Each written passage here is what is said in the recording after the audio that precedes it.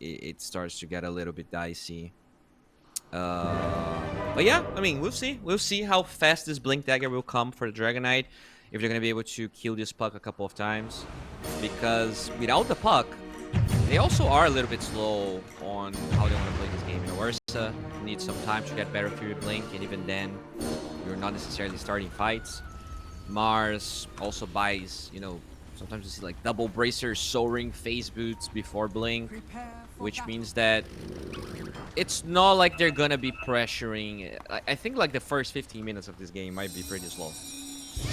Yeah, Jab's also already marked up that he wants to go for the Helm of the Dominator, so you kind of know what kind of what game it's gonna be on their part. Yeah. Radiant side, I assume it's just wait until Yopaj gets Blink, and then it's go time for them. Yeah. Because of course, Natsumi is just going to keep farming, but the rest of their heroes, like Snapfire with the Mortimer's Kisses, Lion obviously with the Finger of Death, and Dawn ulti, they can fight very early on. All they need is initiation, and that's going to be the Blink Dagger from the DK. Yeah, as long as you have Kisses and Blink on DK, you can pretty much kill anyone. Besides the Ursa, like he might be able to get in rage off and survive, but everyone else will struggle. I am unfamiliar with this Well, feeling. let's Joy. see what's going to happen here. Smoke Gank on Smoke Gank. Double Observe Ward on the same side for the Dire team. They're going to check if there are any stacks being made already. Which they have done a lot. Aureus has done a lot of stacking in the qualifier so far. Wait, is that a bugged, like, because it says Sentry Ward for the ward and the triangle. Yeah, no, they call Is it there, like, Sentry Ward. Like, Oh. they rename it with that rename Yeah, item, and they call it... yeah. A lot of people do that. They and hate us. Yeah, it's just weird. It's...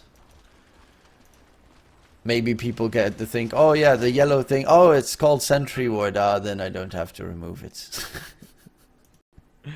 Okay, so...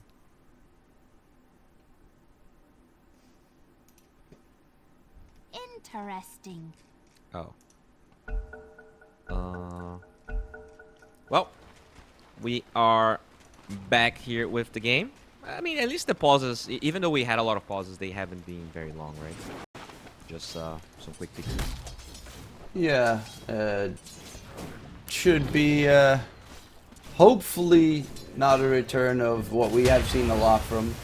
That is plenty of moments there with the pauses coming out from Team Aureus. We have barely costed any of the boom matches. Yeah. So yeah, just don't know about one. those. Yeah.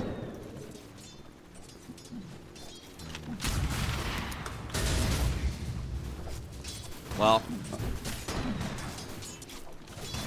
the laning stage is going to be pretty aggressive, actually. I think both side lanes for Aureus are stronger.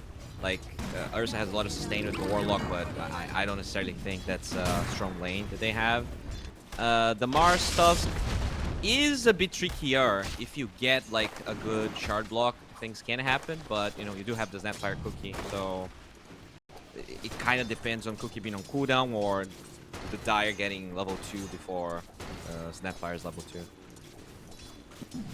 Yeah, there is quite a plentiful amount of damage with that tag team that could be possibly covered in finish shards, depending on how he wants to do it. First blood is for Nico top lane onto Jackie. That is, he got pretty close to dropping, but Don is one of the strongest laners in Dota. The damage output, I mean, even level 2, level 3 is ridiculous comparatively. Yeah, that's crazy, you know. Ursa usually being that melee dominator. Feeding first blood when you have a Warlock in your lane, definitely not how you want the game to start. And that's how Nico won a lot of games. Like, we saw, I think I remember games where he just gets a double kill in the lane. Like, consistently outperforming as they will lose Gyro in exchange of points. And there's no Cookie to get out of the area. It wasn't an Ice Shards block, but Tag Team also does plenty of damage. But at least they will get a kill in response, and Skem gets farm, and that's what we want to see. We want to see big fat Skem in the game. Yopaj in mid, he's up against the puck, and he is doing a terrific job. That is, he's a DK against the puck. There's like nothing the puck can realistically do against him top lane. They're gonna go in once again. Nice two-man stun from Tim's there, but it is gonna be the Dawn making sure that Lotus doesn't get secured, and Narman now in that area, but it does get picked up by Nico. Jackie needs to run away because Tim's is gonna chase him. One more hit, uphill miss, no, not coming through. Jackie, does he get out of range? Yes, he does, but I don't know if you're very happy with that. He does have a level 2 heal. Shadow Word on the Ursa to keep him going, but that is an aggressive little engagement there. Jackie really wants to fight Nico. Yeah, that's probably worse for the Dawnbreaker really, because she doesn't really have any heals to work with, and she was forced to walk around, so all of the experience in that lane was lost, whereas yeah, Narman is half a level ahead as well of the Ursa, so he got that level 2 heal, which keeps him going. Yeah, mid lane is a wash here, I guess, as expected. Dragonite certainly ahead of him. 70, nice. The Dawn at one point, all you're gonna need in the early game at least is gonna be that level 6 anyway, so as long as he gets experience he should be happy. Mid, yeah, not much more to say. Shouldn't be a kill happening on either side unless a mistake comes through, and Natsumi going for the fight here. Ice Earth block miss from Yokam will not harm the gyrocopter. Yeah, the afterburner fast, it's so freaking good. I mean, remember when we worked on creeps? Like, it was so strong. I mean, it's still amazing, but very good passive. Yeah, the other one is also nice, but it's like an extra call down on call down. Sure. Jabs is okay. He's fine. Yeah, immediately runs away. Scam throws a blood grenade there for good measure. Doesn't have a cookie out of there. Scam's dropping low, and Cookie now leveled up, tries to get the deny onto the neutrals, but not gonna be coming through, as that might have been a little bit aggressive there from Skem trying to take that fight early. Yeah, they're too tanky, like Mars and Tusk. Even though Gyro usually deals pretty well against melee heroes, they are a little bit too tanky, and Snapfire doesn't have the levels to really do that much damage, as they will try and secure the rune now. At least, you know, denying that from the puck would be huge. Yopaj's also level 6, so he can put pressure on towards the tower with that Worm's Wrath, Corrosive Dragon. Yeah. Narman also coming in towards that mid lane. Very aggressive positioning. Tim's walking in. Hex #1. Puck doesn't have a illusion or Cookie stun comes out. Shotgun blast blows him up, looking for another. And of course the rest of the course don't want to rotate through, so that might be kill number 2 for Aureus, and Tim's gets that one secured with the rune spawning bottom. Invis, they will walk away with an easy double kill. That's so unfortunate. The puck was about to get the snowball, but the Cookie actually stunned him before he was able to cast that spell. So that's puck dying again. Tower taking a lot of damage. Great rotation from the supports of Aureus, and I guess, you know, I was afraid of the Dragonite not being able to create space, but if you actually send the heroes to his lane, then you don't need Blink or anything, you just kill the puck, like this laning stage. You know, this laning stage should be DK favored, but I think Yopaj is outplaying Sanctity a little bit here. Oh, Experience Shrine moments. Jackie and Yokam in for the Experience Shrine. Narman also rotating through. Gonna go for Nico, he needs to get to the low ground. There's lockdown to Tim's.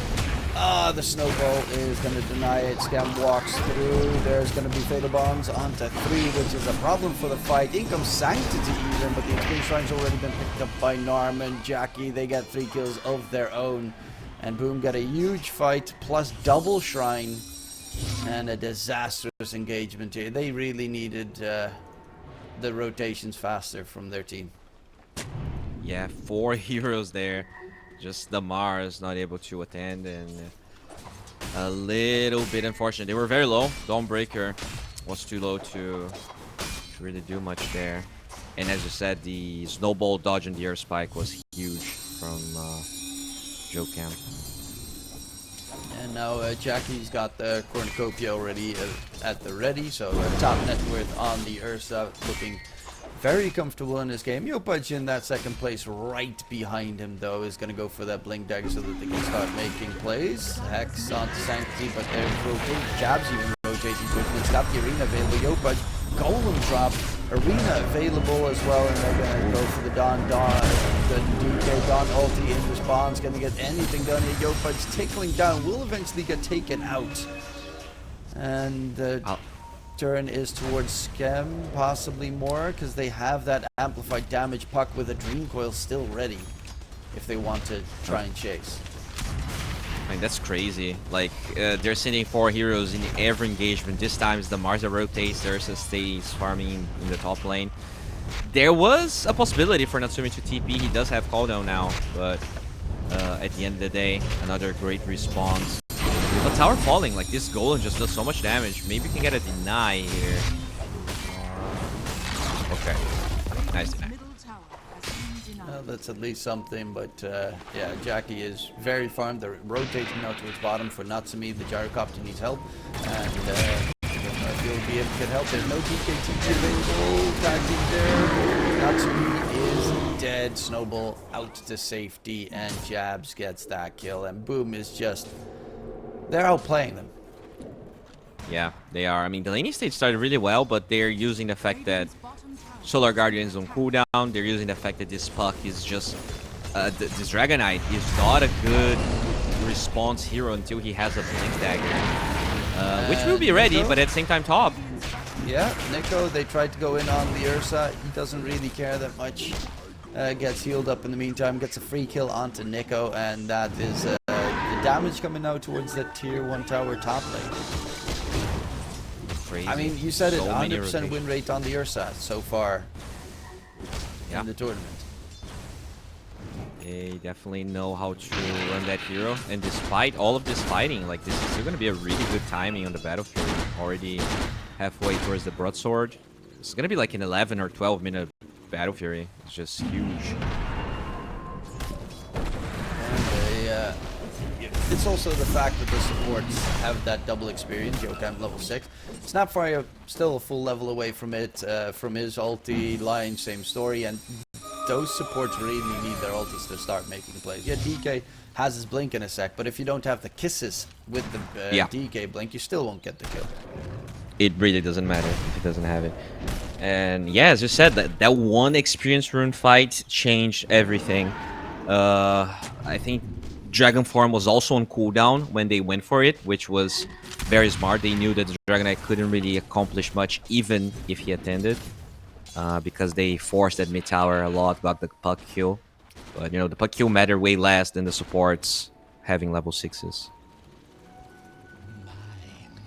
And yeah, as you said, Jackie 300 gold away from the Battle Fury, 11-12 minutes, very solid timing. Yopaj does have his blink at available. Jabs has his helmet for Dominator, so he's going to be able to try and keep up in farm with that tool this game. And any surprise items coming in. This time Natsumi is going for the Dragon Lance instead of the Aghanim Scepter, so probably looking to fight earlier than that they normally would, because Natsumi tends to go for the Ags first. But I think it's mostly he just wants to be the tankiest possible so he can survive for the Solar Guardian. Like, there were a lot of fights where when the Solar Guardian came through, he was already so low. But that's a smoke. They will try and find the gyro again. Playing it very safe next to the tier 2 tower, farming the creep camp from behind as well. Even the Ursa going through the portal, so they want to have literally every hero here. That observer ward bottom towards the TK. Yeah, they're baiting this. They're baiting this so hard. Trying to get the catch. Yopaj is going to get spotted. Oh, the blink out! Gets the blink, and Yokem gets dragged back there to call down. That's a perfect one. Dreamcoil though onto 2. Dawn ulti in response. Yokem is dead. Arena drop from Jabs Mars. In comes Jackie. He's going to go for the DK. That's a kill. And the Fatal Bond's damage popped up. Natsumi very low. Nice air spike coming out from Tim's. But they are just on the retreat right now. Sanctity, can they get the catch onto Nico? Very likely, as... no. The rest of the team cannot chase thanks to the slow from the Celestial Hammer. and it's only a 1-for-1 trade, but this was a fight that Aureus was ready for. They baited them into this fight, and they still lost it. Yeah, they definitely did. I mean, I wouldn't say they lost it, but TK it was... Fortas? Yeah, but at the same time, it's a 5 versus 5 where the gyro keeps on farming. I feel like just by allowing this gyro to survive, it is a win, because I do feel like they scale more. To me, it's way more about surviving this mid-game aggression than... Like, I didn't really expect them to be able to thrive in the mid-game, especially considering how poorly of a start they had with the experienced rune steal. So I think it's all right. It's not a... Like, yes, they lost in numbers, but I don't think it means it means as much as maybe the viewers think. On one hand, I do agree with you. On the other hand, it's like, yeah, they did use everything on both sides. At least that's a plus. But the gyrocopter, like, the fact that they saw the observer ward, they were ready. They knew they were gonna get ganked there. They even got the blink to drag the Tusk backwards to put him in an awful position. Had a perfect call down on the entire Dire team, and they just barely cared. But I think the problem is, yeah, sure, you drag the Tusk, but at the end of the day, the way they wanted that fight to happen is you stun the puck and you kill him, right? Because, like, yeah, sure, you're dragging this guy, but it's a support, so you're still... Puck still gets vision to do everything he wants. And speaking of the puck, they are going for another smoke here. Not sure they're gonna find it.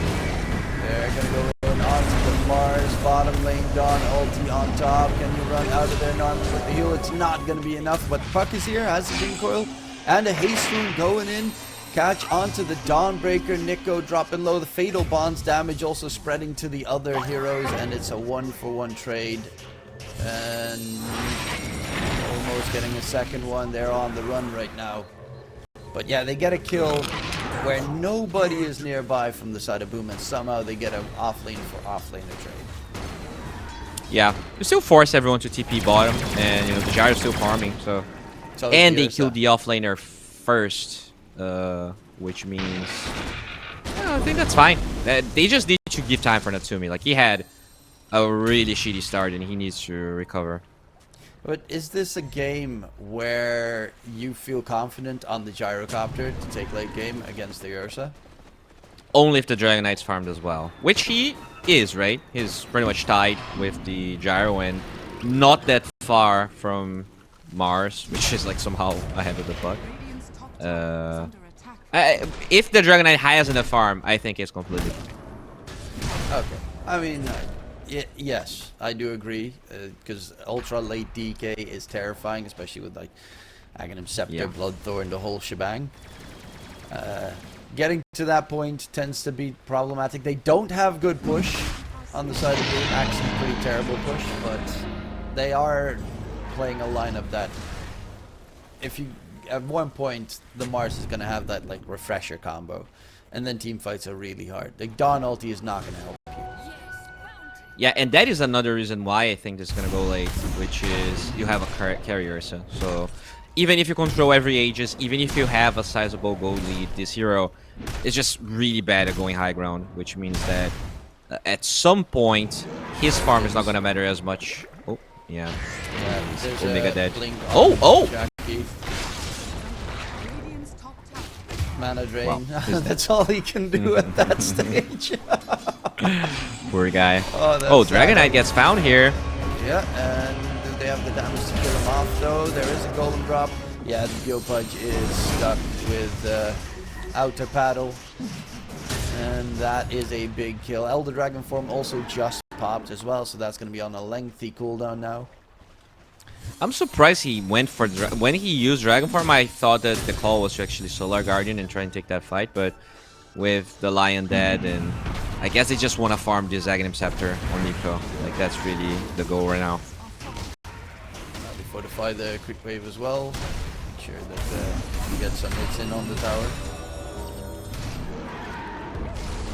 Jabs has got the Wild Wing Ripper. Luckily enough, Hurricane's on cooldown, but it's one of the more obnoxious little creeps that can run around and just drag you off over a cliff or something. Yeah, break coil, right? We saw, I think it was a life stealer. Wasn't it? I don't remember. Like, we had a carry just sending a Wild Wing to break coil in the game. I think it was Marcy. Yeah, maybe it was Marcy. Maybe it was Boom, actually. I think it was that series against the first series against Aureus.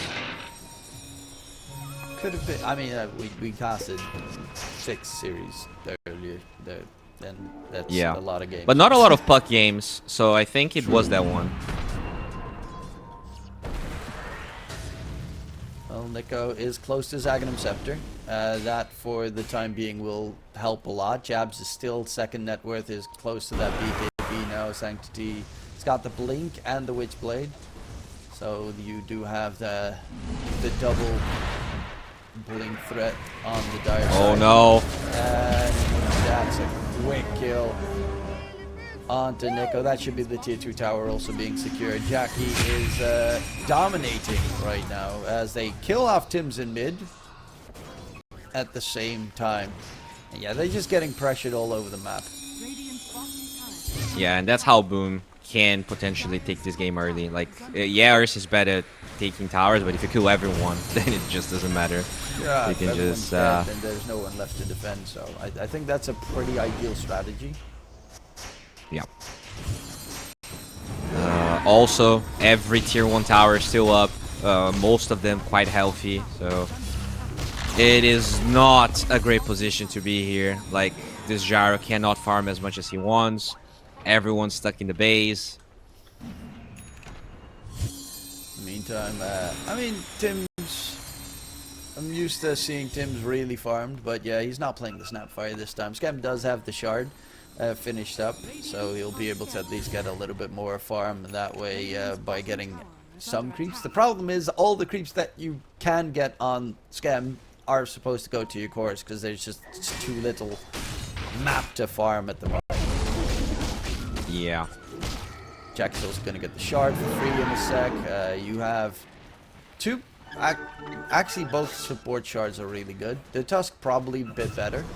But the Warlock's shard also definitely no bad shard. Yeah, there's going to be a big timing here, hopefully, for Aureus. The BKB on DK is done. Eggs on the Dawnbreaker is done. And the Age is about to expire. So I would love to see them smoking with all of these timings kind of aligning. Ideally killing the Ursa even. Yeah, he has the Aegis still for 30 seconds. Yeah. And is... Okay, he has the BKB flying right behind him. Oh, that is... Oh, he that has is... so very close, so that... He gets it delivered. So they didn't get spotted that he had BKB yet. But they're going to push the... They also do want to fight. With these Ages expiring, this could still be a good fight. Oh no. Yeah, you don't want to kill the Ursa now. That was a bit too early. Oh. That was a bit too early. He Yeah. had 6 seconds left on the Aegis. They're going to get the catch onto the back end. John Oak comes out. That's with the Agnum set that they take down Sanctity. Oh, wow. They look for more snowball save. But Jackie's going to go straight for the TP out of there.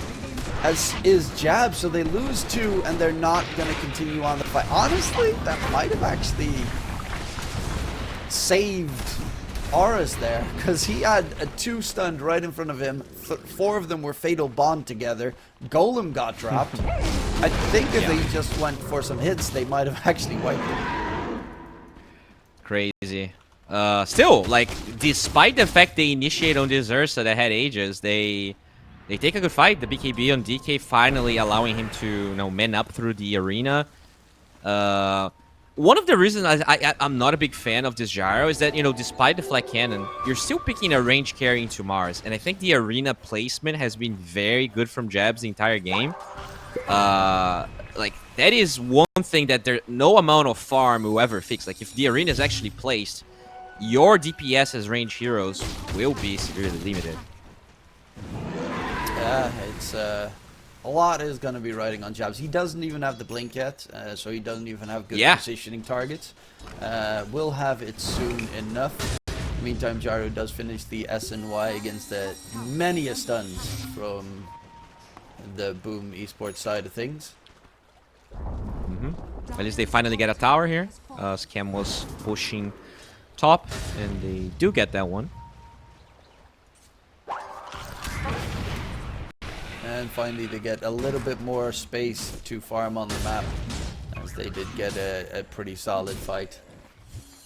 But yeah, it's again, like, high ground pushing is going to be tough regardless, until Ursa gets like his Aghanim Scepter, and at that stage you will never be able to 100-0. Well, maybe if the DK gets his Orchid, but otherwise, and Hex, because you can't enrage or rage Hex. when you're Hexed, which is kind of huge. Yeah, and the Lion does have a blink now. He had Glimmer Cape queued up because the game was so grim, but after surviving through all of that, he did finish blink, and they can finally go for a little bit of a smoke play. Mars can die. He does have a BKB, but, you know, so many instant stuns that if he doesn't instantly pop it, he can still... Oh, but they don't want to go for Yokam him. with a blink is right behind him as well, though. They kind of want to use this as jabs as a bait, but they're going They're all the way around. They're smelling. looking for Jackie. Yeah. He'll He be, knows, though. Oh, Oh, they have the high ground. that's DK stun onto the bars. Snowball save. Golem drop in response. Jackie walks in. They're inside the arena. There's going to be the Dawn ulti. Solar Guardian. Ursa did pop his ulti though. He's looking for the right clicks. Dream Coil from behind. The Natsumi Gyrocopter is the target. Finally does get taken down. Jackie gets finger taken out of the running. 5-kill streak secured on the other spike. side. And that's a great spear from Jabs. Nico is dead. Jabs trying to run away. The DK is obnoxious, but Jabs is just soaking the damage with the heal from Narman.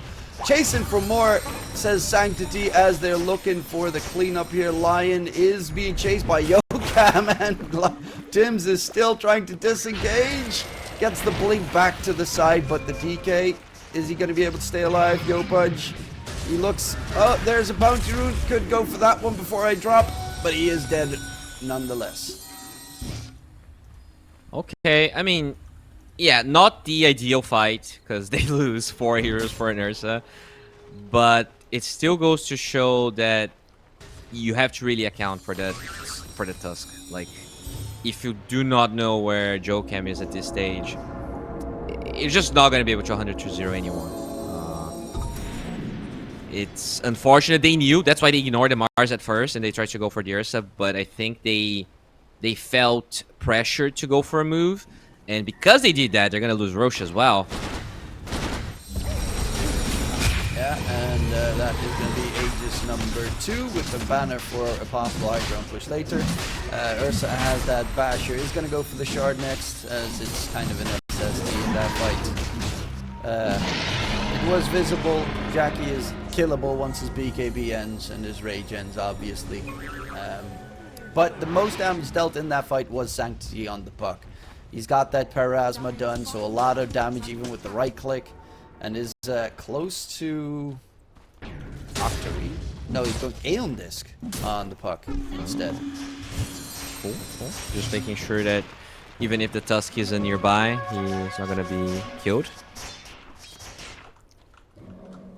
This game is definitely still winnable. Ursa is killable. The rest of them got pretty close. They didn't die, but pretty close already. Impressive, considering how the early game went. Dragonite. Yopudge. DK's done. Yokam, can he interrupt the blink? No, he cannot, and Yopudge gets out. Okay. Oh, Tusk still looking though. Yokam. They do have Solar Guardian. There's a snowball, Dream Coil catch. There's no BK. I mean, there's no BKB. There's no Elder Dragon form. There's no reason really to keep Yopudge alive there. I'm surprised Cam TP, but I guess he just wanted to maybe try and cookie him away. Like they don't want that to be a fight. They just wanted to save the DK if possible, but without committing He's such got an Solar important spell. Crest, Mech, Cookie. So Yeah. he had tools to possibly get him out of there. BKB done for Nico after this wave, so he will also have a way to deal with the arena. Eventually he's going to get the shard as well, so he can deal with the walls, but pressure's coming. Second Aegis, they have Banner as well. That tier 2 tower in mid also about to get taken with that second Aegis. Natsumi is very farmed though, is second in net worth right behind Jack Boys. Has been keeping up the entire time, but Yopaj and Nico are kind of falling further and further behind, which is the downside here, as Jabs is still fairly farmed. Got an extra 3k lying in wait there for, I'm wondering if he's just going to go refreshing now. He can. Like, his mana pool is... It's not the greatest, but, you know, you don't need to use both. Yeah, you don't need to use both arenas, like, in the same fight. Even if you have, like, just a little bit of time to reset, can be very impactful. And Sanctity does have his Aeon Disc now done on the puck, so you jump hex him, he just pops it, and then phase shift get out.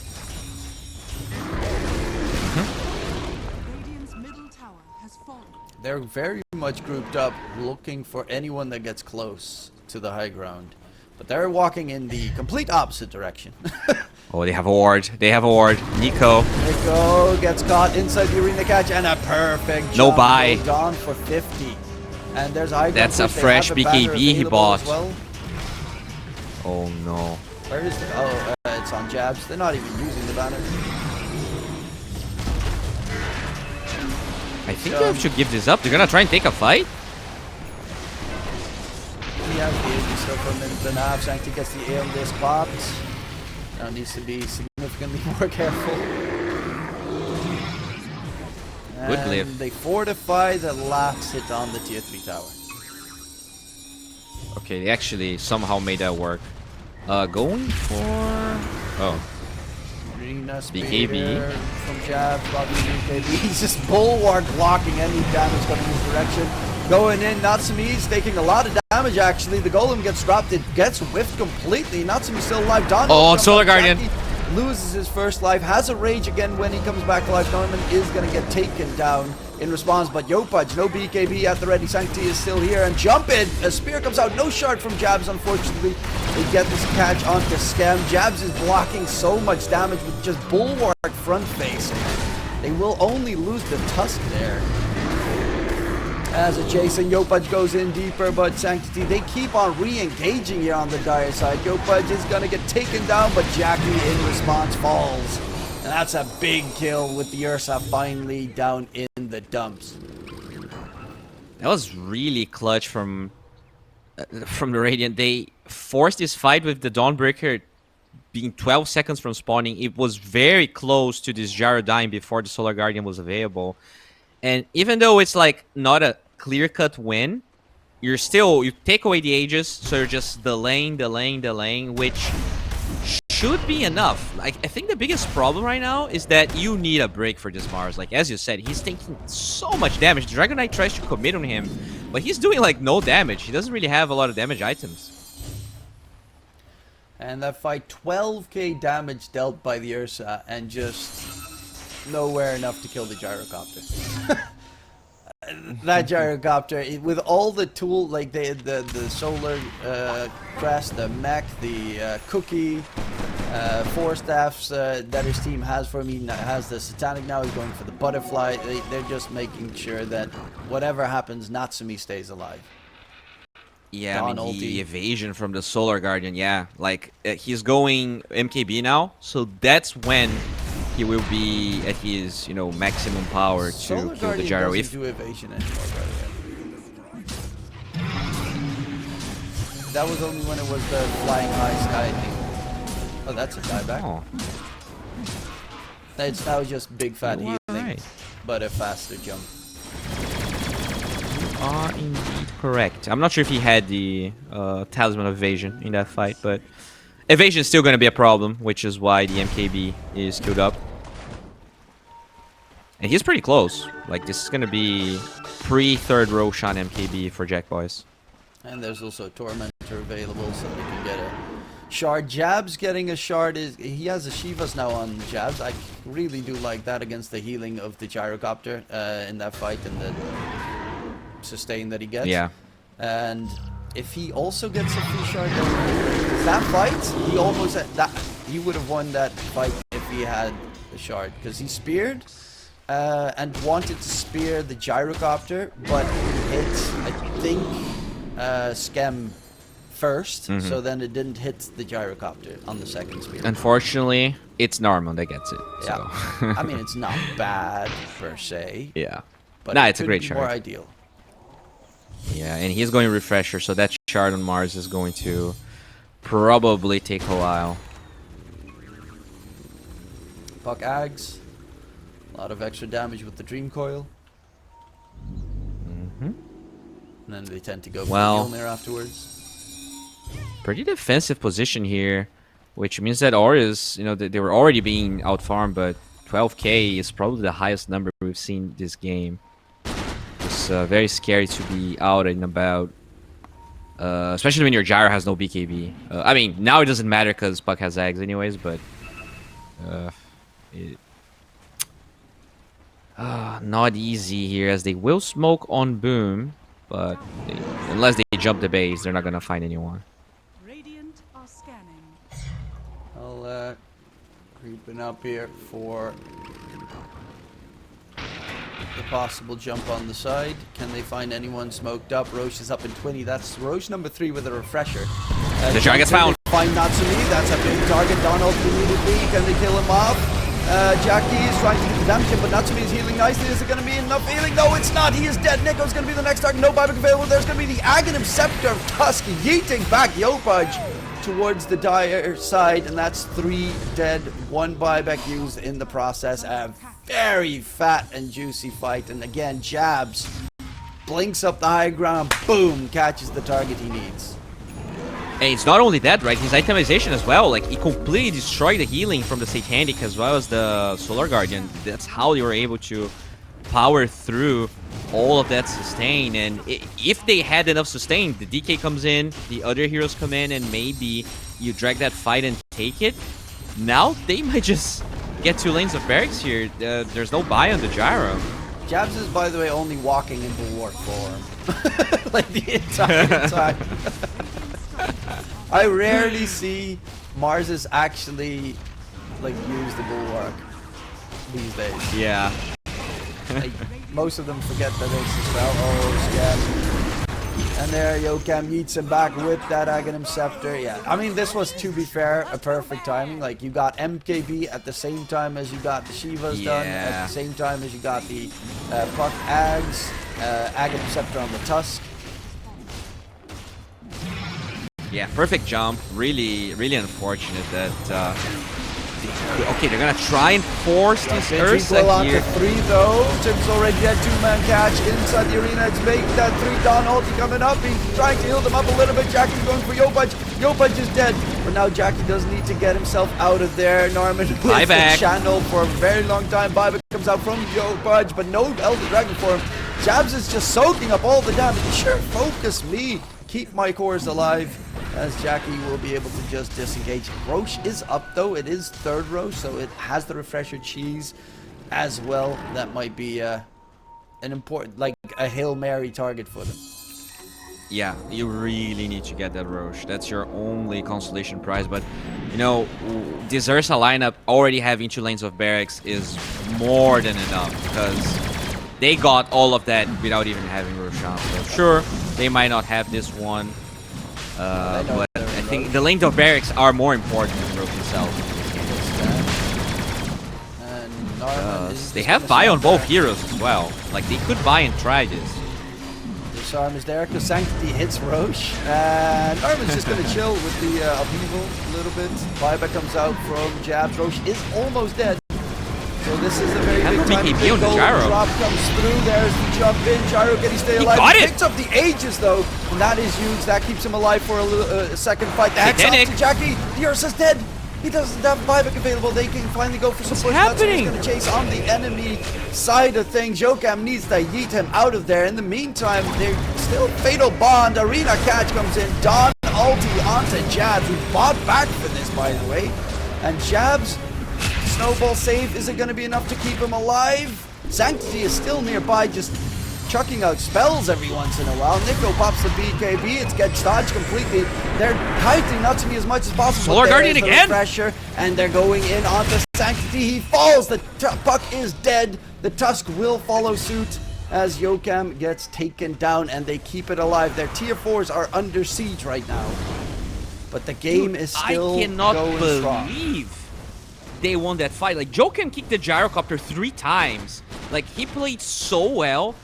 They were also somehow able to get the Aegis, even though this gyro has no BKB. So he commits for Roshan, somehow doesn't get stunned enough to not pick the Aegis, and he didn't lose the Aegis in that whole fight. So this is this is 10k swing, I think, right? It was like 22, 23 before they went Roche,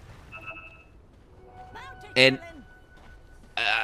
this is starting to get a little bit scary.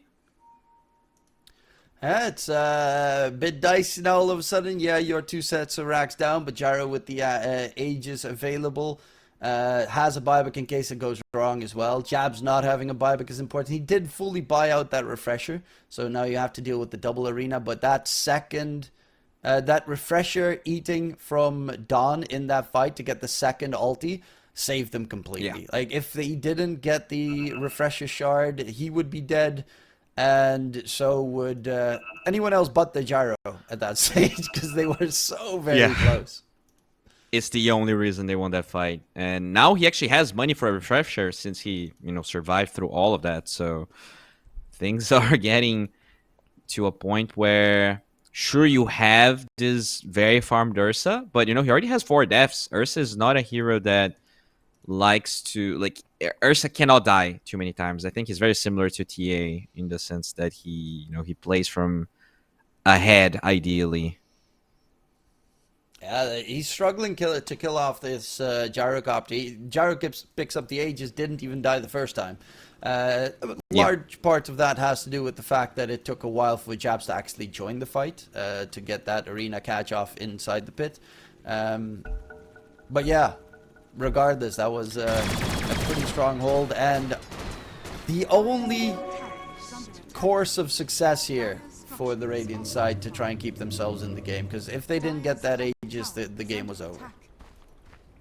Yeah, and I think a lot of it goes to this Gyro's build as well. Like, he's so sure there's MKB on the Ursa, but this is a 4k HP Gyro. You're still gonna, take some time to go through all of that HP, all of that armor.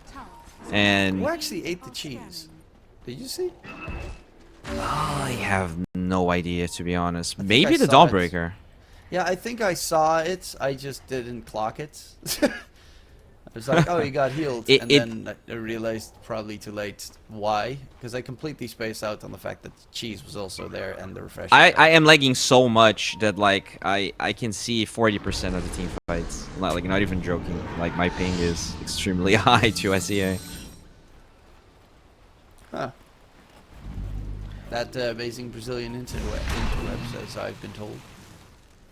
Yes, it's the Brazilian, the internet that's the problem, not the 30,000 kilometer distance. I mean, are you lagging in Dota? Yeah. That's... Yeah, because I'm watching real time, right? It's not like there's a delay in client, so there will be a delay watching the fights. Oh, it's like when B-Cop casts China, sometimes you get those as well. Yeah, but that's because China is literally on a different client. They have a completely different game. Lifestealer has but the internet as well is a problem, as they're wrapping around here, ignoring the gyro, looking for the backlines. Yeah, they're gonna go in. Dawn ulti. Do they have any damage? Natsumi is blocked outside of the arena. They're gonna go for the DK. They know he doesn't have a buyback, and the DK still alive. Is still alive. Gets cookied out of there, but they do find the line at the very least. The fight is completely spread out. Nico is going for the fight up against the Tusk, and Yokam again trying to yeet everyone out of him. But Yopaj is dead. Nico's going to be the next target. That's a Dawn dead in the dump. Has problems available.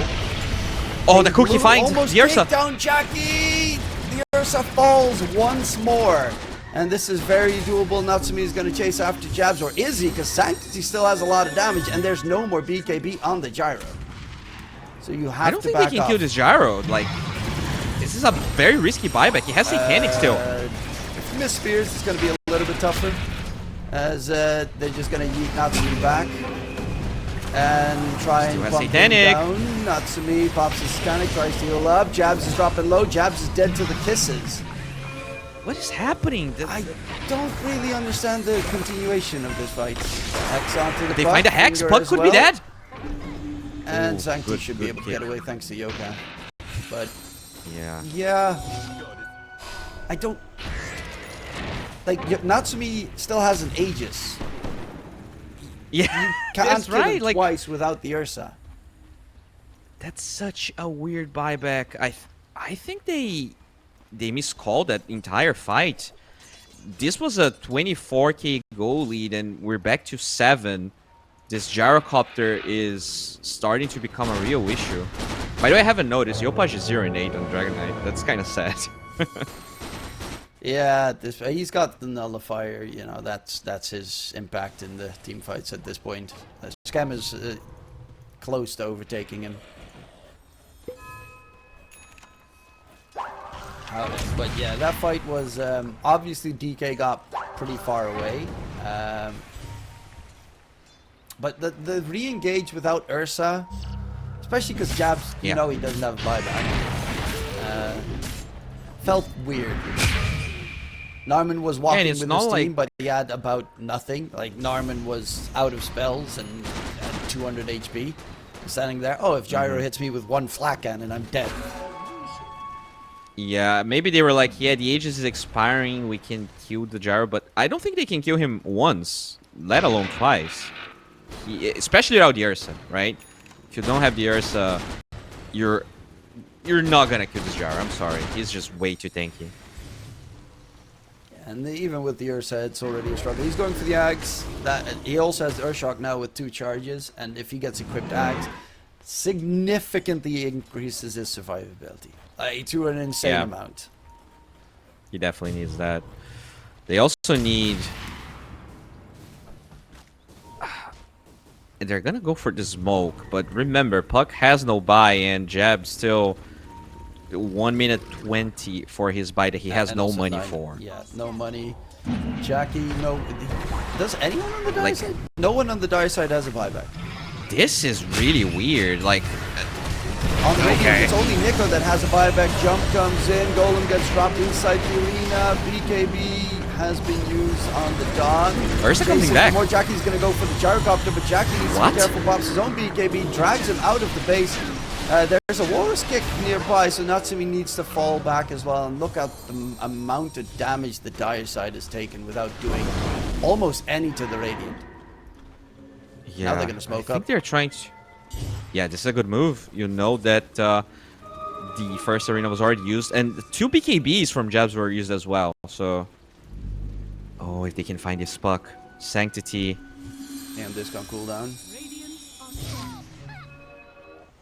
They're dropping some wards, but they will not find Sanctity. Scan doesn't find anyone either. Okay, I think Boom's gonna be fine.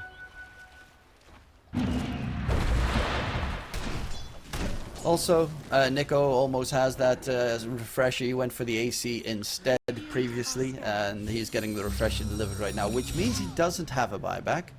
So if he gets caught, that would be very problematic. In general, that previous fight made no sense. No one except for Nico had a buyback on either team. And right now, it's only Jackie that has a buyback, with Sanctity pretty close. It's wild that they go for a smoke where, oh, if we lose this smoke gank, game's over. The game is... Yeah, and I think it really is over. Like, they have AC, the Gyro is gigantic. Unlike the Dire, I believe that with the respawn timers we have right now, Aureus would be able to potentially get, like, 2 lane spirits. Or even, like, try to go all in for Throne.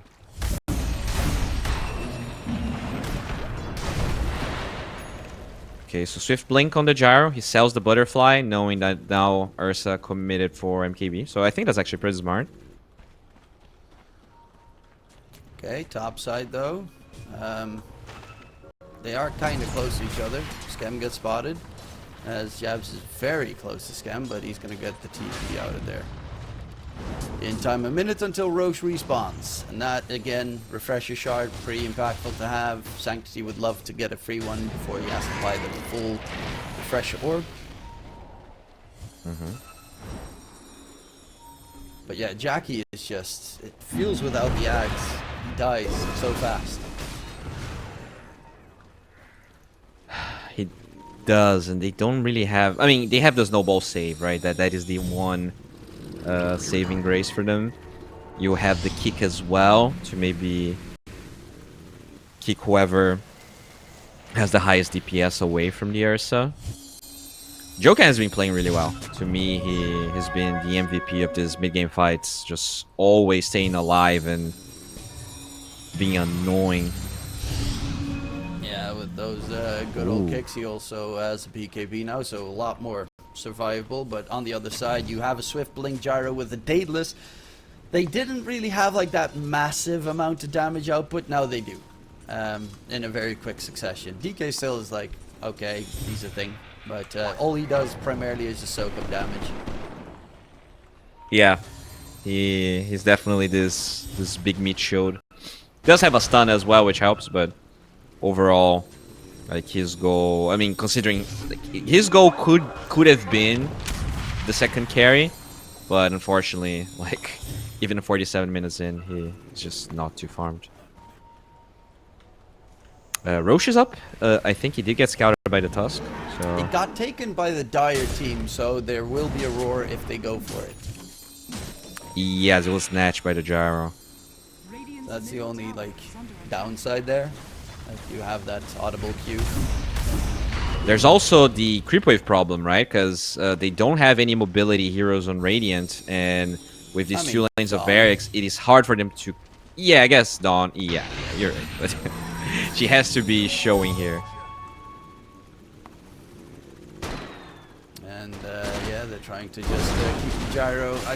Everything rides on the Gyro. If he dies, it's problematic. On the Dire side, kind of the same with the Ursa. Like Puck does a bit of damage, but not really. Jar has no buy, by the way, whereas the Ursa does have it. If somehow they can kill this Jar cop. Smoke breaks. They jump in. They get the catch onto the Yokam Tusk. Is he going to get trouble? Yes, he is. The Mortimer is flying out. Donald as well. Jackie's going to go for the Yopaj DK. He gets pushed to the side. Yopaj DK is almost Second dead, one. but Jackie going to get away. Jabs is dead. Jackie is next.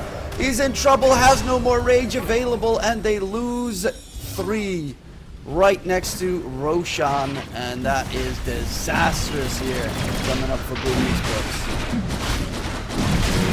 This refresher Solar Guard is so clutch, even with the Shivas, even with all of this great itemization from Jabs. He just cannot kill Natsumi. 4,000 HP with the Satanic. It's just way too freaking strong.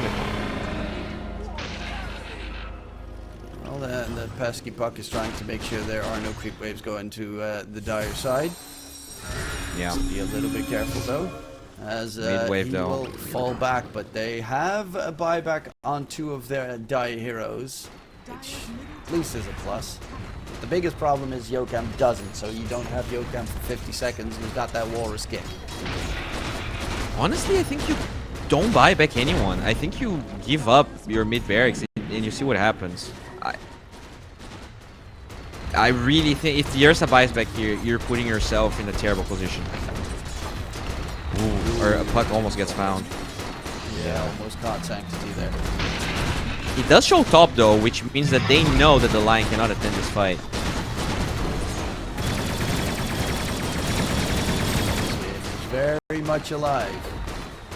Comparative to that one fight that they had in the Radiant base. It cost them 2 sets of racks and we thought it was over. Alright, I do like that they don't buy back and they take their booties out of the lane. Just one lane of barracks.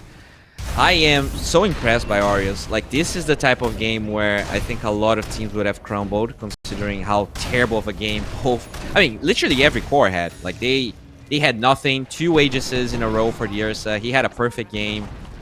And... like, they clutched this game out. Like, I'm not sure if there's much more to it.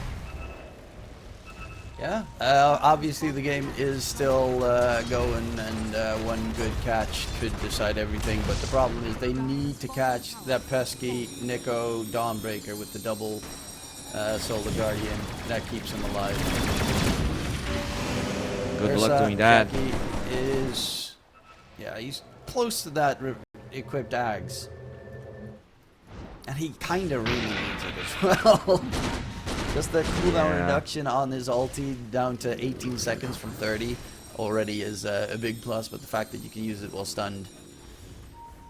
I guess that's the question, right? What is more worth? Like, 2 lives when they're going high ground against him, or the eggs? I would say probably the 2 lives. Yeah, I think like if they don't go high ground and the Aegis expires, you'll probably buy the eggs even if you don't have buyback. But in this high ground defense mode, you probably I don't think it's worth buying it. I do concur, though. It seems they're not gonna risk the high ground push against the Tusk, where you get Aureus kicked out of position, and then that first life is gone without any teammates being able to help.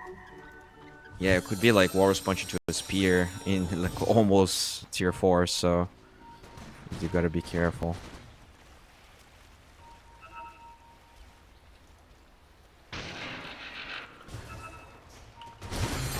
Oh, Puck finds the jar?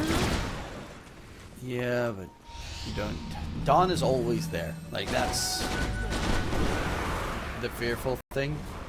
They also don't really have any... Like, okay, Gyro also has the refresher in his backpack, so that if you lose the Aegis, he swaps it in, pops second BKB Satanic in case it's needed.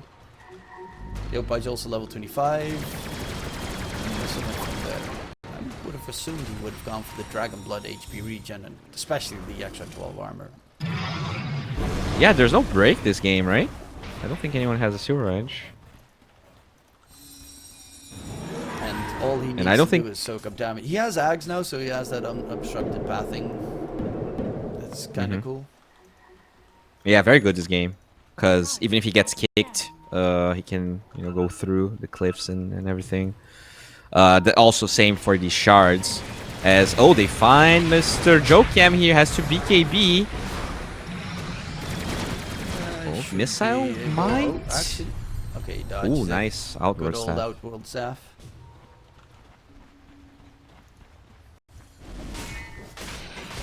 This game is so very close. Yeah, but as we said, the longer this goes, the harder it potentially gets. Like this Dragon Knight, slowly but surely, will be a threat. That is very... I mean, even Scam's net worth is like freaking huge. Nullifier being built up on the Puck at the moment. Wants to get Nullifier and the Ags. I'm surprised that Sanctity isn't trying to do more damage. More of a utility build with that refresher, the Aeon Disc. Yeah, you have Ags and Octarine, which obviously are great items, and the Parasma, but no like Mjolnirs or Daedalus just for the damage output with the Dream Coil. Yeah, kind of it's kind of an interesting game. Usually you don't want to buy this Aeon Disc. Oh, Lion gets coiled. What? Puck? Puck? Hello? Okay, that's that was a play. Yeah. Yeah. It was one of the plays. Huh. Well, I don't think they're gonna. So that's a plus. Yeah.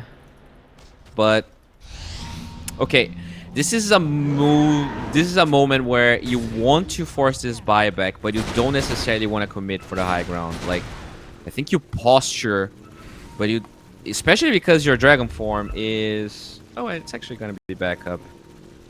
Okay, they will poke high ground, but you gotta be careful. Like this buyback into a coil kick arena can be dangerous. could be very dangerous, Jabs. Oh, they find Jabs. Away. Oh, kick back. Oh, that's the kick. Gyrocopter, that's the catch. Oh, They no. have the save on him. Natsumi, there's the arena to try and keep everyone away, but he's healed back to full HP with that satanic. Jackboy's going back in with the puck. Buyback coming through. There's the second arena coming in. Refreshing use on Natsumi. He's going to try and stay alive, but he's going to get kicked back towards the Dyers. Ancient, and a huge play coming out. A big fat mistake there from Natsumi. Chase onto Scam. Natsumi doesn't have a buyback for 600 gold. Oh no. Oh, that's... Yeah, that's... That... I mean, they have the waves luckily pushed in towards the dire side, but 80 seconds of no gyro. They tried to get, I guess, like something on the map, but there are no more bounties, so there's no more gyro. Clearly Will they calculated push? play from Sanctity. He killed himself on purpose to bait Aureus, and man, like that was kind of bound to happen. You know, you just dive at nighttime the enemy base to try and hack someone. It's just a very low percentage play. They got baited. They got baited. Yeah, especially the fact that it's Natsumi that blinks in the front. Like, Yeah. like the one person that with Aegis you can be there, but without you can't. And he gets yeeted onto the Dyer's Ancient, and yeah, then it's everyone. He even saw Jabs through in arena very far forward so that the rest of his team couldn't help him. I mean, this And is they Megas potentially. Like, you This don't is want to buy back the definitely Dawnbreaker now. Yeah. And you don't want, like, so... That's awful. Roche is up in 2 minutes, so it's only going to be Megas, as they won't be able to secure Roche anytime soon. But this is pretty painful for Team Aureus. One big mistake and their entire winning formation has been broken. Yeah. I mean, they have Gyro, so technically it's not like they cannot defend Megas, but they were... Like, their last 15 minutes were so promising. It's a shame that things are going to become much harder. We might be looking into Rapier territory here for Gyro. Yeah, And I don't even know... They do have good high ground what defense, though, for Ancients at least, there. With that Dawn. Yeah. I wonder what you sell here if you're going Rapier for Natsumi. Like, every item... So I guess maybe the BKB might be the only one. Yeah.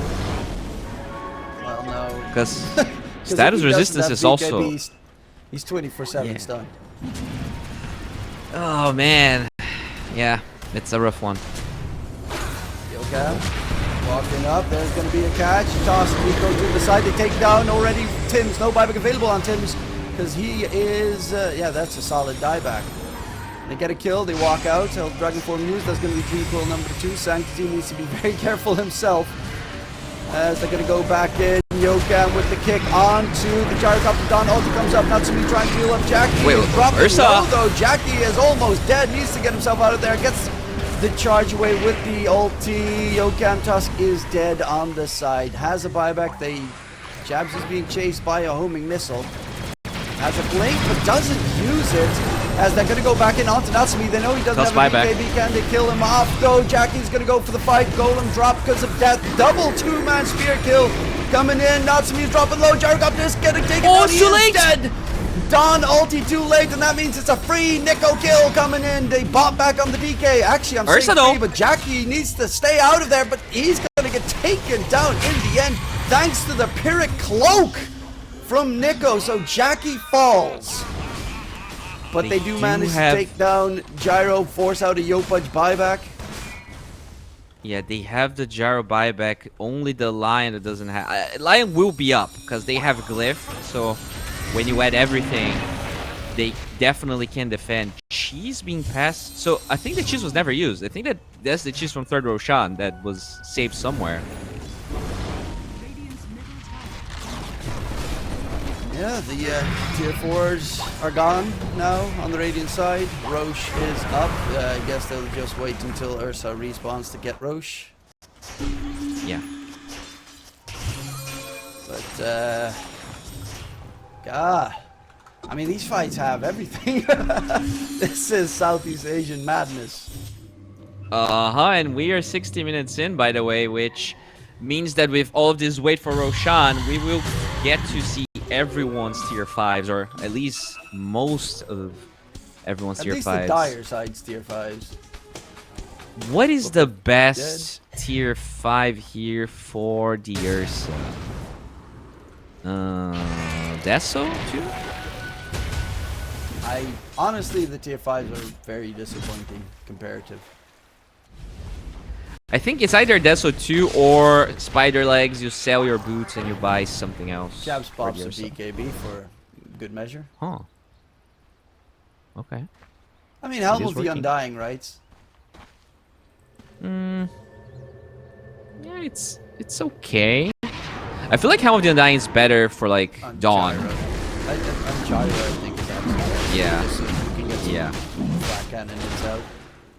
It's insane how much damage you can Speaking of put which, out. he is going for that rage on the gyrocopter.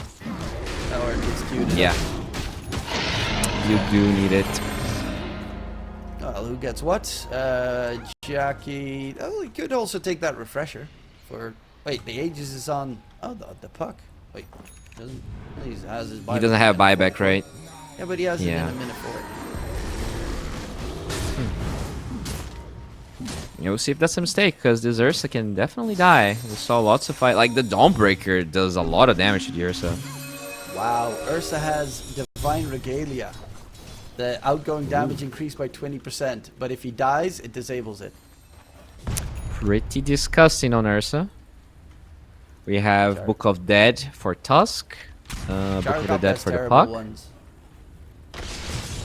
of the Dead, Fallen Sky, Unrelenting Eye, Empiric Cloak.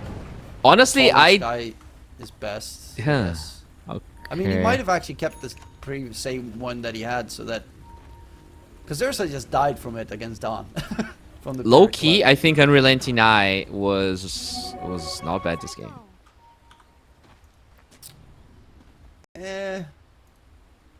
Okay, well, Like, besides the Ursa, slow resistance by 100%. This bonus is reduced by 20% for every enemy hero within. But everyone's in that radius. Oh, but Yeah. increases status resistance by 10% for every enemy hero within 600. yeah, because I would be think you a can lot sell of the status BKB. resistance. You can sell the BKB and just have like 70% status resistance. Because these fights, they are all clumped up, right? Yeah. Unrelenting Eye is actually probably very good to get this game, considering. And in the meantime, let's see. Okay, Lion has that cone now with the Earth Spike. That's kind of neat. Okay. Level 20 talent. Still quite a ways away from the AoE hacks or Earth Spike cast range distance. Wow, that 600 watt. Dawnbreaker High is... ground, spots out Nico. There's going to be push back. They're going to go in for the Dawn. Dawn dropping low. Dawn's dead. Has a buyback available to come back into the fray. Golem does get dropped. They're trying to disengage. Jabs as the Hex thrown out onto the DK. He's just getting killed by the Golems. It's tied to the Golems on the DK. Oh, the kick on the Gyro. Natsumi, Gyro in a bit of trouble. Has a buyback available in case it goes wrong. There's the Dawn coming back, but they know there is no DK. Nico getting bashed up, charges right through the Ancients under siege. Fortification is needed. Kick out of the area, and it is the catch onto Natsumi, who is about to die. No, he is not. Nico with a huge double kill coming in clutch. The Ancients under siege. That's all The they throne need is to dead. focus, and the throne is gone. Boom Esports take game number 1, but my God, this is game 1. My lord, Yeah. they give us a beautiful game. Plain Odusa, and there is a fair amount of kite, I would say. Like, Quap can just blink out, Gyrocopter's really fast, you have Leg Day on Slaughter, Dazzle can just play with not full projection. I don't think this Deuce is gonna have an easy time hitting people. Not only because she doesn't have that much damage, but like there's not a lot of stuns on Boom as well. Yeah, the control might be a little bit lacking here. On the dire side, you said like they've got Stone Gaze, they got Bushwhack, which one you have to look at Deuce, the other one you have to. It's a skill shot. Aether Remnant, which is technically also a skill shot, and the Marcy Rebound's probably your most reliable, which, yeah, on the other side you got Slithering Crush, that's all you need. Yeah. Slithering Crush, Fire Snap Cookie, obviously the homing missile as well. They know from each other who's on whose high ground, thanks to the smoke break. They actually have less stuns on the Radiant side than the Dire, but you mentioned the mobility, and that's something that the Dire doesn't have. Like, they have, the two cores have it. The And I supports think have their none. damage is more spread out, right? You don't need, it's not one hero that's doing all of the damage. Whereas for, like, in the later fights, I think Deuce is going to be like 80% of their damage. The battle Yeah. begins. Though Void Spirit can skill very well with the fact that it's universal, but normally you need like, oh, Nico dropping low does get the bounty at least. So will die. Oh, no, he's not! Seaborn Sentinel! Oh, he's dead. And does die to jabs in the end. Tried to give that one to the Dusa, but Alright. no way. And now Scam is in a little bit of trouble. Well, he gets tossed up to the safer side at least, and he'll be able to walk away with the flat cannon. It forces the boom players out of there. Scam is just still fighting. He's like, ah, come at me. He does have a blood grenade, so Jocam has to be a bit careful. Nah, he's dead. Tried to sidestep that one. Squirrel so fast. Yeah, it's he's got that wind lace. Slow. And there's a bushwhack available again. Boop. And Scam is Oh. not dead yet. My god, the entire laning stage doesn't matter. That chase just lasted forever. Yeah. And he walked back to base. In the meantime, Natsumi does get themselves some free farm time in the lane though. 6 last hits, 3 denies.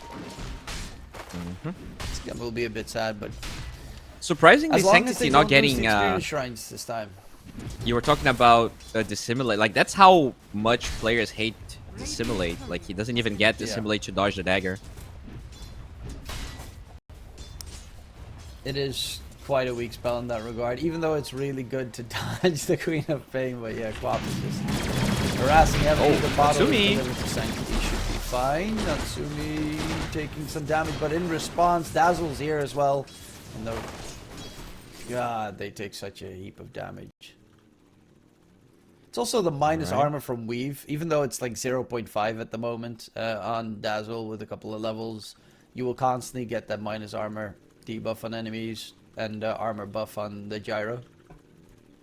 Yeah, and I think that's low-key gonna be very important, right? Because you have many ways to apply minus armor, 3 specifically, and it's so easy for Flat Cannon to be hitting everyone that's minus armored. So these mid-game fights, you're gonna have to buy some, you know, max and armor items in general, or else the, you know, Dusa is probably gonna be okay against it, but definitely not everyone else. And it's more than one player that you need to try and stay alive in this game. And, Yeah. it will be a problem with the Flat Cannon pumping through, because that's where the Enchantress is weak against. Like, yeah, it's good if you right-click the Ench, but if random Flat Cannons in late game start hitting her, she actually does melt. Yeah, definitely not a tanky hero in that regard, at least. Oh, we do have and very farm Natsumi, 21 last hits compared to no one on the Dire side even having 10. So that's kind of nuts. Hell of a start for him. Yeah, that's really night and day difference from game 1 where he had 2 deaths. He did have actually decent CS, but it was a lot of like small camp stacks that he was working with. Like, this is just straight up lane creeps that he has almost twice as much as jabs. In the mid lane matchup, Yopaj versus Sancti. The 4-minute runes are about to spawn, so I assume the supports are going to start moving to secure or deny anything. As Yopaj needs a water sip, otherwise it's tough for a lane against Sanctity, who has a lot more HP and mana at the ready. Yeah, there's the rotation coming up from Scum. On the other side, it is Yokam. And on the top side, it's going to be Tims. So, might get a early fight. There is a Disseminate now for Sanctity. Could be stun lands, but he gets a bottle refill regardless. Is trying to run away, still has that Disseminate to get out of there, but Yopaj doesn't get the bottle refill. And they actually go in onto Yopaj under the tower, but we'll be able to get the blink away. And Scam even gives him some nice little goodies to make sure that he's got the mana on his side. Alright, so every support rotating. Fortunately for the side lanes, these cores, they don't care that supports go mid. Like, the lane matchups are favorable for both the Slaughter and the Gyrocopter.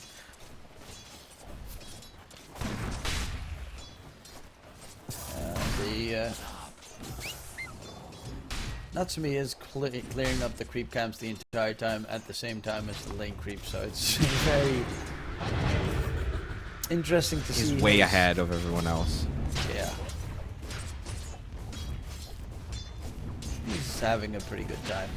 Mid is still going pretty even. Top lane, Slaughter is getting more than I would have expected. Deuce is one of the heroes that actually tends to be able to bully a Slaughter out of the lane with a good Mystic Snake bounce, but Nico's obviously... But is he the highest ranked player in this game? I think so, yeah. Yep, he is the highest ranked player. Not to me second. And third, I think, is Tim. Wow, 3 of the highest ranked players are on the Radiant side. Yeah, they're definitely higher MMR, but you know, as we could see from game 1, it is not only about MMR. To be fair, Jabs is ranked 311, and he definitely plays better than a rank 311. It's the power of friendship that matters. It's the power of not caring about your pubs anymore. To respect your soul and mind. Very true. So, rune time. We see literally 4 supports in the mid lane, and it's a rune top. It's an amplified damage picked up by Tims. Or Quap could grab it, or it could get denied by the Enchantress. But, yeah. No runes are going to be given to the cores so far. That's actually pretty good for Sancti, because if there was an amplified damage rune on Yopaj, he wouldn't be able to stand in the lane anymore. Mid laners are the only ones that are really struggling in the laning save. Yeah, they're both like trading a lot, so even the Quap missing CS, especially when you go for 3 points in Dagger, like your CS, it's just gonna be inherently worse. Oh, Marcy. Get the catch, now to be dropping low, trying to heal up, but look at that movement speed with the afterburner. Call down, gonna completely whiff the mark, unfortunately, but Skem sees out Yokam, but he'll force a TP out of that direction. And Natsumi will be able to stay alive himself as well. Tango back to full HP he goes. Okay. So Jabs has got the Helm of the Dominator now. So really farmed on that Marcy, but top net worth is Jack Boys on the Dusa. Huh, higher than the... Damn, he's 500 ahead of the Gyro. That's crazy. I mean, Jabs is even ahead of the Gyro. Huh. Those neutral creeps mean nothing. Yeah, I guess it is a lot of neutral creeps, as I said it wasn't, but... rotation from Sanctity here, just trying to poke, knowing there's no cooldown. No Sanctity. For Scam, he has Shallow Grave. Yeah, there's not anywhere close to enough control, and the rest aren't there. In time, in comes Yopaj as well, spots out Yokam, dropping low, good wing, Sonic Wave, gets a nice 3-man catch, but it won't result in much more than that kill. Oh, there is a shoot rune that will probably be picked up by Sanctity here, so Quap. Oh, and they have vision, but there's no way they can kill it, right? And do they get the damage? Almost. He is very low. There is a disseminate, but it's too far away to chase for more. And Yopaj will be able to stay alive, but scary damage coming out there in a swift second. Yeah, very nicely done by Marcy, just chaining every spell perfectly. Oh, speaking of Marcy. He does manage to get a catch. Tim's leaps over. Is he gonna? No. Oh! Oh! Oh, Wow. Tim's. Dodge and weave, baby. He's Dodge alive. and weave. Oh. That's neat. It's also distracting. Keeps him occupied for a little bit. Okay. That one was very enjoyable to watch. Dodge weave at the bottom. Natsumi needs to be careful on the gyrocopter. Uses the call down, but of course Jabs doesn't have Unleash, so he doesn't have like the big combo to try and nuke out the gyrocopter. They're so much focusing the gyrocopter at the moment, and none of the Radiant side are putting any pressure towards the Medusa. Yeah. That's the thing, right? Slaughter is getting decent farm, but it also means that the Medusa is literally doing whatever she wants.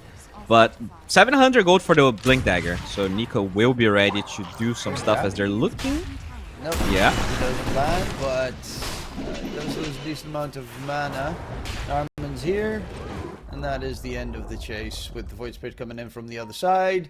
A little pause action as Tim's feels like he might be. He should. Okay, he does have a Twin T Magic Wand on Void Spirit, so he should have the mana for Astral Step.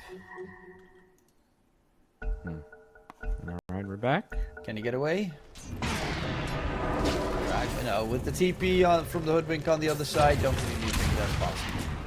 Even without it, wouldn't be possible. Sanctity does get a kill, and that's 2 Urn of Shadows charges added in.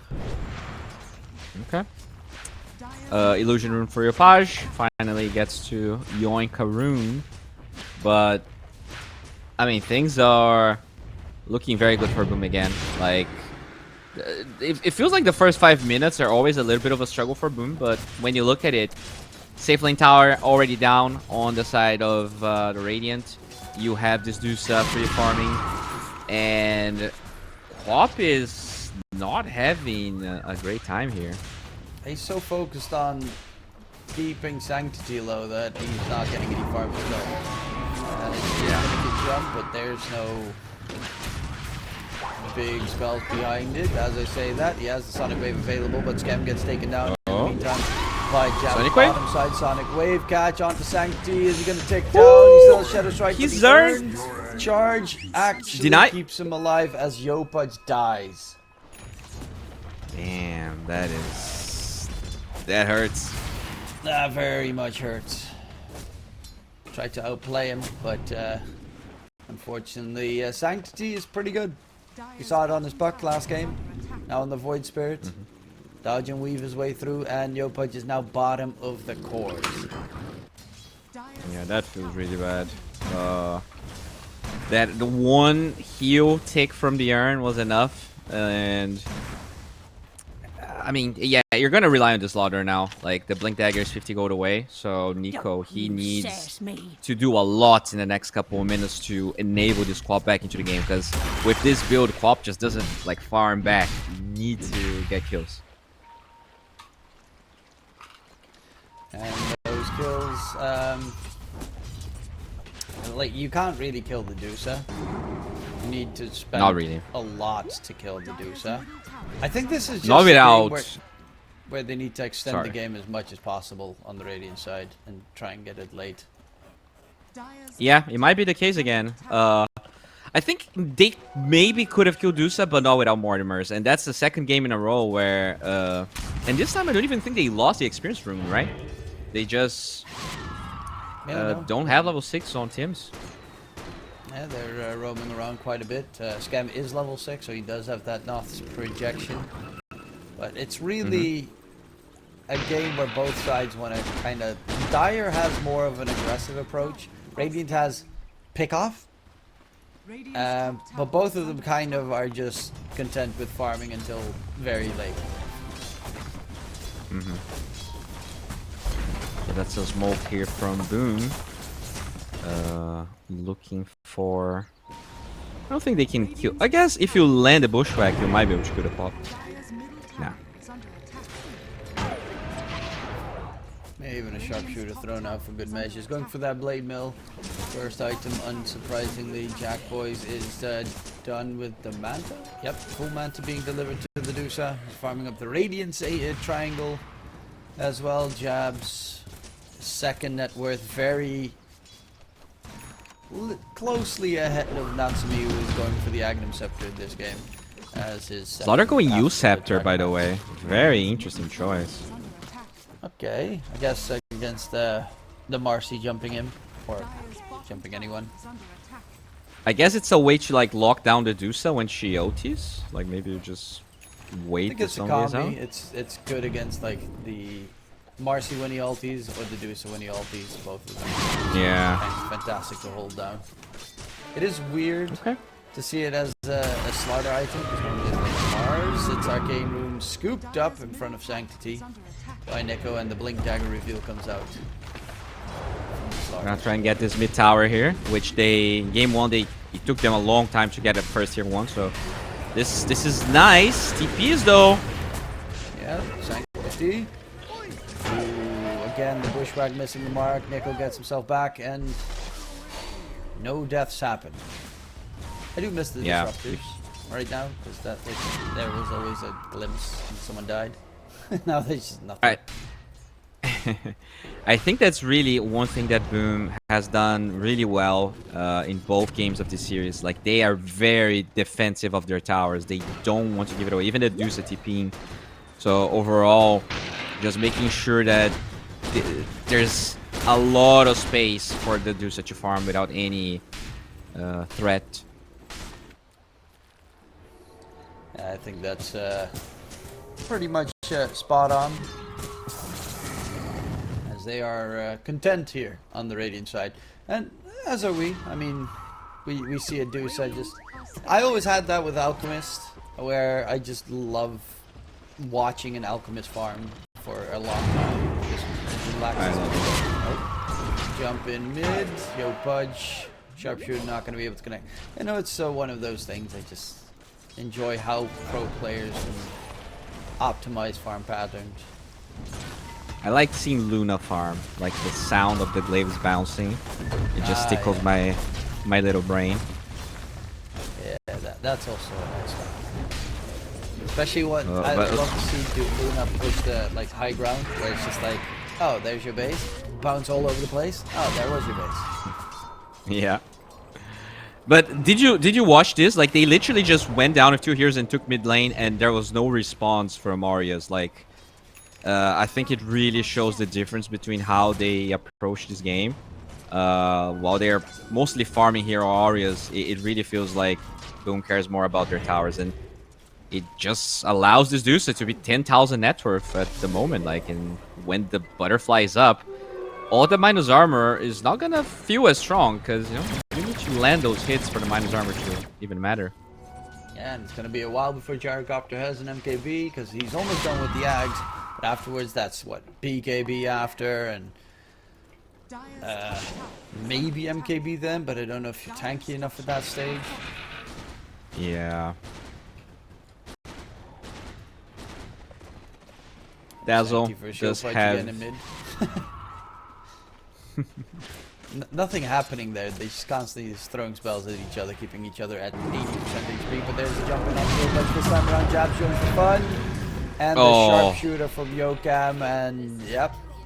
Yo Pudge thought, you know, gentleman's agreement. We don't kill each other, we just tickle. But that was a bit more there once Jab joins the fray. You're looking for more here. That's intentional. He's gonna TP. No, he's dead. Jab flipped himself on a ward as well. Oh, Norman. Oh, the Wild Wing! The save! Oh, wait, is this missile level? Nah, it's level 1 probably. Okay, yeah. Okay. But Jabs does die, and that's actually a pretty big kill given to Nico on the Slardar, who is 1,000 gold behind Jabs, but still pretty fine for Slardar. Has the shard now done, going in for Yokam. There's a lot of damage, Sonic Wave, blow him up. Sanctity. Maybe able to get anything done here. Jabs again with that Wild Wing Ripper just running around. Could he deny it? He's pushing Sanctity out of the way. Even from beyond the grave, he's useful. Finally get that tower. Top also fell down. So finally a little bit of breathing room for the cores on the side of Aureus. But, you know, this Dusa, this is going to be a 19-minute butterfly. Very scary timings here. And Jack Boys, he's going to be able to join fights very soon. Yeah, the Dusa's kind of huge. One Scotty, after Scotty, you probably go Ags. With Butterfly, very likely going for that Roche. You get that Aegis. How are they going to kill you once? Not speaking twice. Yeah. Gold lead at least did stabilize for the past couple of minutes. Still holding on to 3k. And again, this is a game where technically they're supposed to scale a little bit better than Boom. Like, very, very late game. But, you know, this is another game where Yopaj is just not playing to the level we saw yesterday. Like, this Cop is very underfarmed. Yeah. Considering the matchup, right? Like, you would expect Cop to do much better here. Yeah, in general, both of them have been just so much focused on harassing each other in lane that none of the two farmed, and they're also not. Quap is a decent farming hero. Voidspear is actually a terrible farming hero. Speaking of which, he is going for the Ags next, but yeah, there's just no farming that the hero does. Has long cooldowns on all of the spells. He's all about fighting. As Smoke from Boom looking for just some edge here too for the Tormentor. Oh, good wrap around. Daytime arrives. Go, Cookie gets him out of there. And Yopaj gets a snipe against him, but they need to run away. Scam is gonna get slowed down, but they can't get the kill here. However, that does mean Tormentor is ripe for the taken for Boom Esports to get that first shard of the game. Yeah. Really, I mean, it was nice positioning, but if you, because the voice spear initiated on them, they never got to jump the supports. Like, the way they win a fight as Aureus here is finding either the Hoodwink or the Enchantress in the beginning of the fight, and they've been struggling to do that. Void Spirit got the shard because Hoodwink bought his, so that's really good. That's amazing. That's the only farming spell that this hero has, by the way, and they're gonna farm a Snapfire as well. That does help a little bit more with Sanctity's game. Now he's about tied up with Jabs in terms of net worth. Jabs has his BKB at the ready, so a lot more sustainable going forward into these fights. And yeah, Jack Boys is close to one ultimate orb. Again, no one's even close to trying to attempt to eliminate him. And the Slider did finish the U-Scepter. Very interesting build from Nico. Like, in general, I'm a big fan of his item builds. The U-Scepter, still trying to understand exactly what the goal is. Oh, that's a Roche, by the way.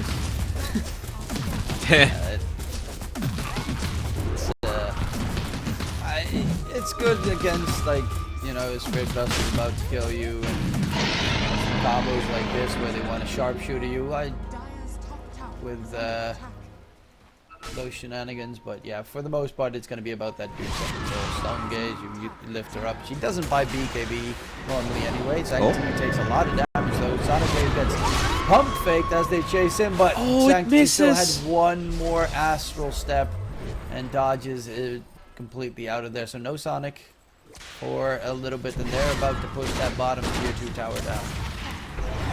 Things are looking really bad here for Aureus. Like, this Butterfly Aegis Dusa with level 18 is... like, he cannot be stopped at this moment. They do not have the tools to deal with Dusa at all. Well, a scary game in there. Jabs very aggressively forefront. Is going for the Nullifier, which again is a very good game for it. Against a... I mean, they got items that they're building up, Solar Crest and whatnot, to buff up the Gyrocopter and keep them alive. Force The that. U-Scepter. The U-Scepter. Ah, that as well. The Yule Scepter that will then immediately get countered. That's another tier 2 down. This Dusa is such a freaking problem. Holy shit.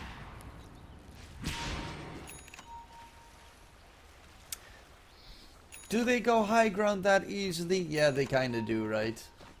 Against They this can rated if they line. want to. Like, they can poke. But I think they're just gonna get tier 2s. Oh, Scam. Run, Scam.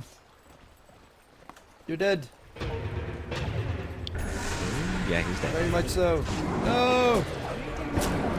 Well, it's a 3-man gang squad. Oh, Shadow Ooh. Brave TP. Oh, Wow. Scam. Oh, Scam. Bamboozled, jebaited, kept them busy. Obviously, Aureus they're is a still pretty good gonna- player. Yeah, Scam's pretty good. He's pretty good at this game. But I don't know if it's going to be good enough to try and keep this Deuce at bay. Currently level 19 as well, so almost into the extra Stone Gaze duration. Yeah, Gyro. No plans to go for a Thompson Diffusal Blade of any sort, so just gonna be the standard Daedalus on the Gyrocopter.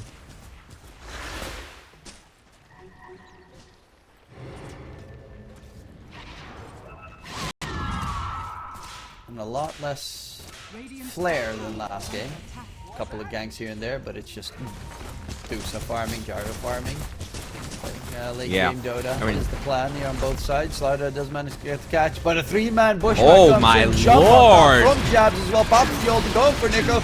Next, he's gonna get crushed up. Sonic Wave pushes them back. So much damage, but they stay alive as well on the dire side. And that was a absolutely fantastic catch from Yoke. I'm going in for Yoke. Budgie cuts. How did that tree get cut? Jokam has to be, I mean, the MVP for both of the series. Like, pristine tough game, kept them so late into what felt like a lost game. And then you have this insane bushwhacks that he's landing on the Hoodwink. Not even playing the same hero so far. And I don't know. I really felt like this draft was going to be much better for Aureus, but I can't help but feel like Kilpage is underperformed in the laning stage a little bit. Yeah, Sanctity didn't like even destroy him or anything. Oh, Scam is caught out. Nico got stunned up as well, and they're trying to chase for any kills that are left behind, but they're too fast, and the catch on the Radiant side isn't great. Even picks up illusion rune there to dodge the slow from the Shadow Strike.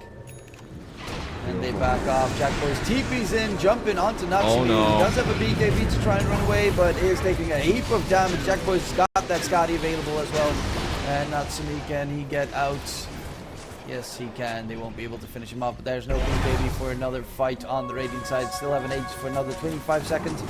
That should at least be a little bit of damage coming in towards that tier 3 tower.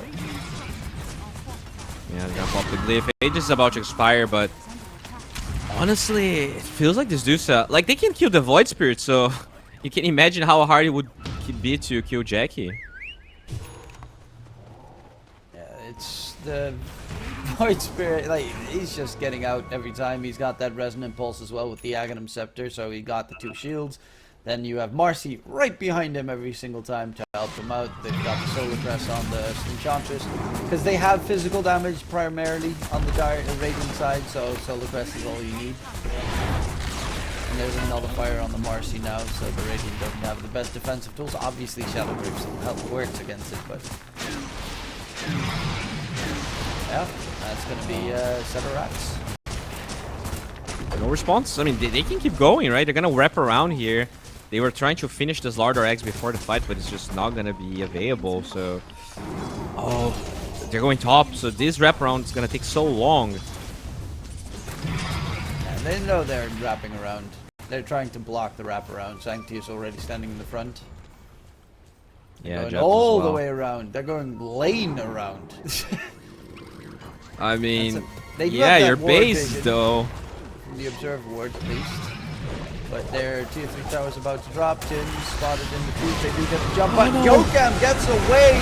Just barely jump onto Yopaj. He's taking a lot of damage. Shallow Grave has been used to silence up. Can he get the blink away in time? Yes, he can. Ticks down though. Almost drops through the damage. And Scam is going to be left behind enemy lines. Jabs is dropping pretty close with the globs of death, but no kill secured once again by the Radiant side, and they are just getting outdone, outplayed, outsmoked here by Boom Esports.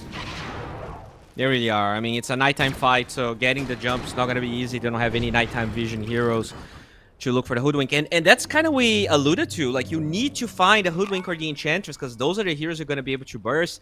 But even though Nico got a fairly decent Blink Dagger timing, they just didn't find the openings they needed. And they back off. I mean, right now it's just, I guess, wait for the next row. So Natsumi is going to be spotted, so has that BKB at the ready. Yopaj pump fakes his Sonic Wave, gets hypnotized, dragged back. Yopaj dropping low, and Yopaj is going to get the blink to the side. Spirit Vessel ticking though. He might be dead. Stay alive in the fountain just in time. Yeah, fast brain there. Gets the TP.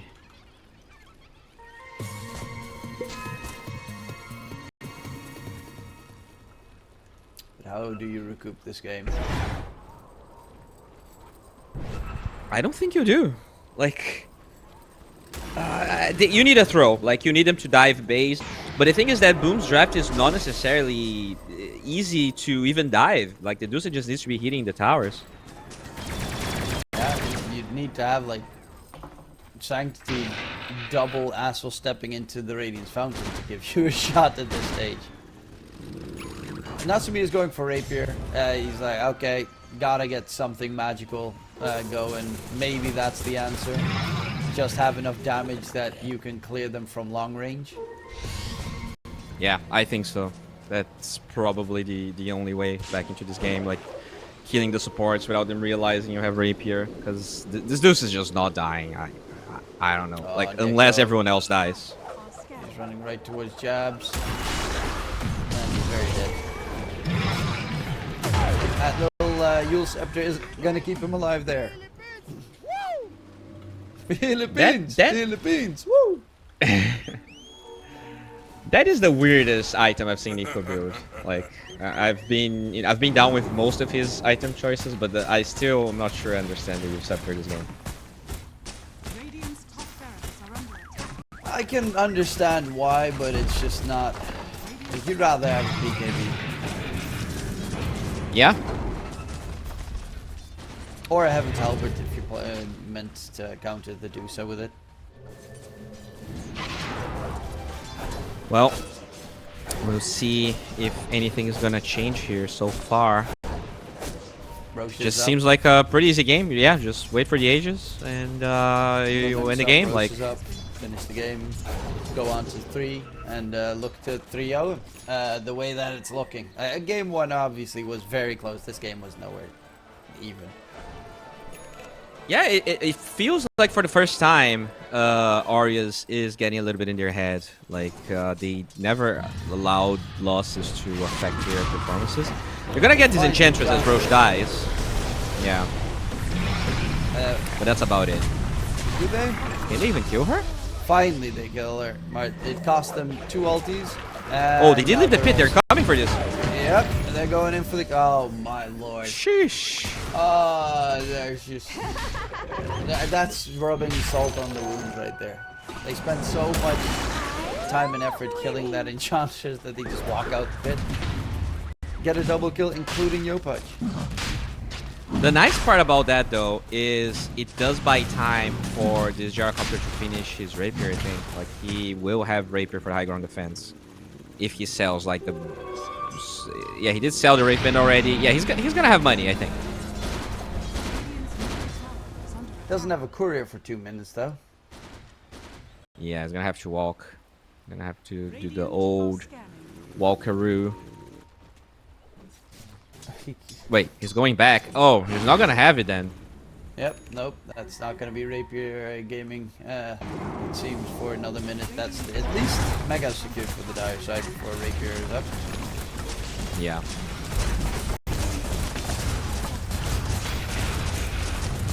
Slider does have his Ags now. At least has that status resistance and extra armor, but you get all those little ether remnants around the area. You want to get that slithering press jump into that. That's what me is running to get the Rapier Gaming. Yeah. Does have it now. I mean, he has the item locked up, but will eventually disassemble. All right, are they going for the YOLO move? They are. They In are order to do smoked, so, but find smoke's someone gonna get else. There you go. Goes in. Still engaged immediately, and Slider's dead. And Scam is dead. And everyone's in trouble. Yopaj used Sonic Wave as well. Gonna go jump in. He dodges the first blast stun onto Yopaj. Good pain dropping low. There's gonna be Natsumiyu. Jaragap's trying to pump it down. Jump stakes a lot, but it's nowhere near enough. They drained Medusa's mana, but yeah, he just didn't have enough time to get the damage out. GG is for Boom Esports. After a thrilling game 1, they wash game 2 and put Team Aureus 0-2 in this series. It has the threat, of course. One bad TP, you're dead. But you also have the split push shenanigans that he can go for later in the game. Backdoor, even potentially. If you get to that point in the game, you've got solid global presence with the Clockwork Mystic Flare and the hook shots from long range and MPTP. And the Radiant is more composed in that regard. Plus also, if you try to gank someone and there's a stampede, Glimpse sends him back. That's always just neat. Obviously, they have a counter with it with Jokam. And Jokam is going to be, again, in my eyes, he has to pull out another star performance, like game 1 and 2. Well, he could play pretty bad because they can lose 2 games. But yeah, ideally, getting this 3-0, going home early, doesn't always feels pretty good. I mean, all these teams have other qualifiers at the same time, so. 30 seconds. Oh, that is true. Oh, Yeah, Jabs gets found. but that's it. That was anticlimactic. Glimpse? No? Okay. He does have a glimpse now leveled on Scam, so he's a little bit sad. Okay. Well, the hardest lane for Aureus is probably gonna be this Nico lane. The battle The Timbersaw does not like that lane. I wouldn't say Disruptor necessarily helps you that much, so you do gotta be mindful. Glimpse him back, but let's just keep him. Oh, Tim's is here. Oh, Let's get the catch hello. up to Jack Boys. Doesn't catch Jack Boys, and the disruption actually makes it so that he can't go for the bounce. But Jokam dropping low. So is Nico. It is going to be first blood for Skem, as the creep waves are going to collide soon enough, and Jack Boys should be able to get there in time. But 1-for-1 trade already at the start. Not too shabby.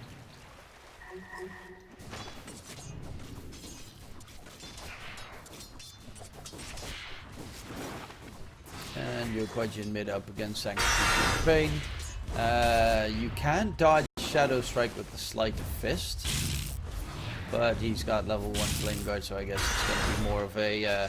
because that helps you with farming instead of fighting build with Sleight of Fist, so you chain spam. I guess your Quadjin's more looking to... if he loses the lane, he can farm up some jungle camps to recover. And you pressure the Ember way more with because it is way harder to dodge Scream of Pain. You need to be 15 years old to do that. Luckily enough, they're all older. Exactly.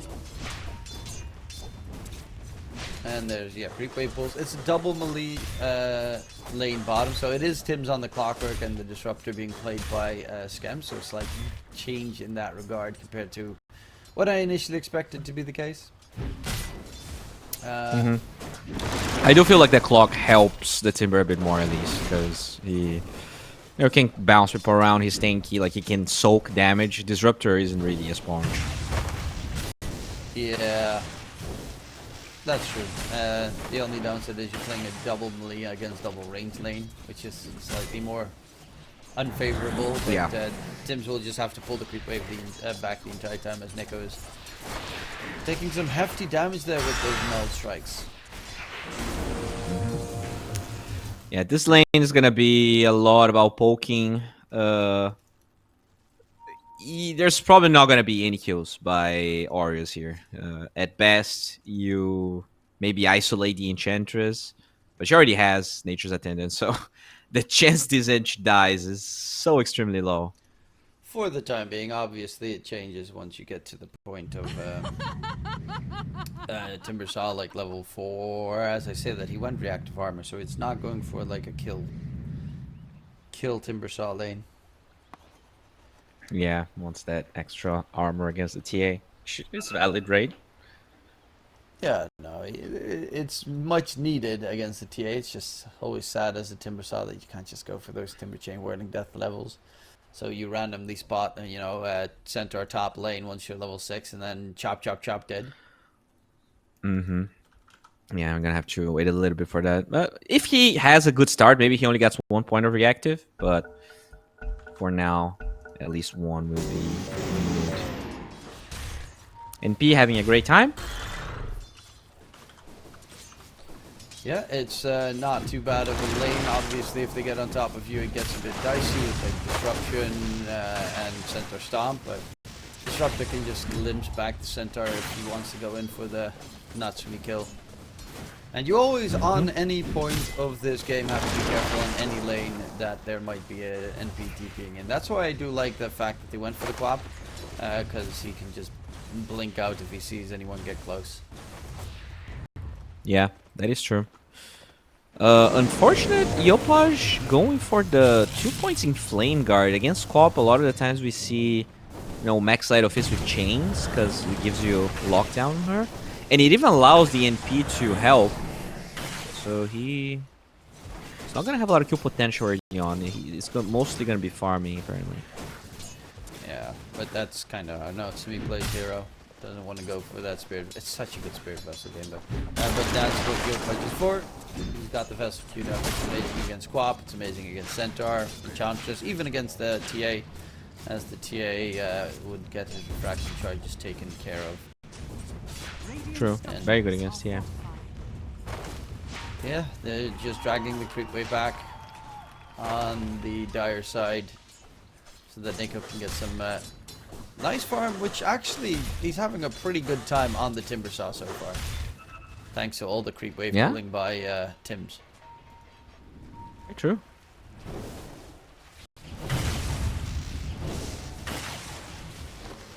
I mean, this is looking pretty good. This is one of the best laning stages for Aureus so far. I was very scared for the Timbersaw. Sanctity, drop in low, gank in mid, and they get the kill with that rotation from Natsumi. So, first TP, a success. Okay, there you go. Everyone doing well in lane. You already have this gank happening. You get first blood on your support. Things are way better than I expected, actually. Scam is in a lot of trouble. It's luckily enough only level 2, but get away. Shadow Poison level 3. That's 96 damage. Not enough. If he had level 2 on that Shadow Poison, he would have been dead. Little Paulserino. That was perfect. And wait, who was the team that paused? Was it the classic? Ah, yeah, it's Team Aureus. They got them them fat lags. Nico's doing really well for me. Like, he's top net worth. Natsumi is second. Yeah, How? and he left his lane to gank. Still top. I mean, second is yes. I am honestly not that sure. Especially the Ench, right? Supposed to pressure. I guess the Ench did leave the lane for a while now. Looking for. I'm not even sure what Narman is doing in the triangle. Maybe looking 'Cause for stacks, which they Ember is are. not the best stacking hero, and I mean the clock's bottom, so I don't know. The more you know. I mean, Timber size hero that can really pop off if you're not careful, and he's having a very good time at the moment as well. So he's going to pressure the tower here with Tim's Yeah. the quick wave to the small cam. And again, like all cores are doing pretty well except for the mid lane cores. They're harassing each other so much that they both are sucking at the farming part. And and just PTP annoying the Ember. is gonna get cancelled. Too far Yeah. away. Natsumi doesn't want to waste too much time. Needs his level 6 so he can help even better with possible ganks.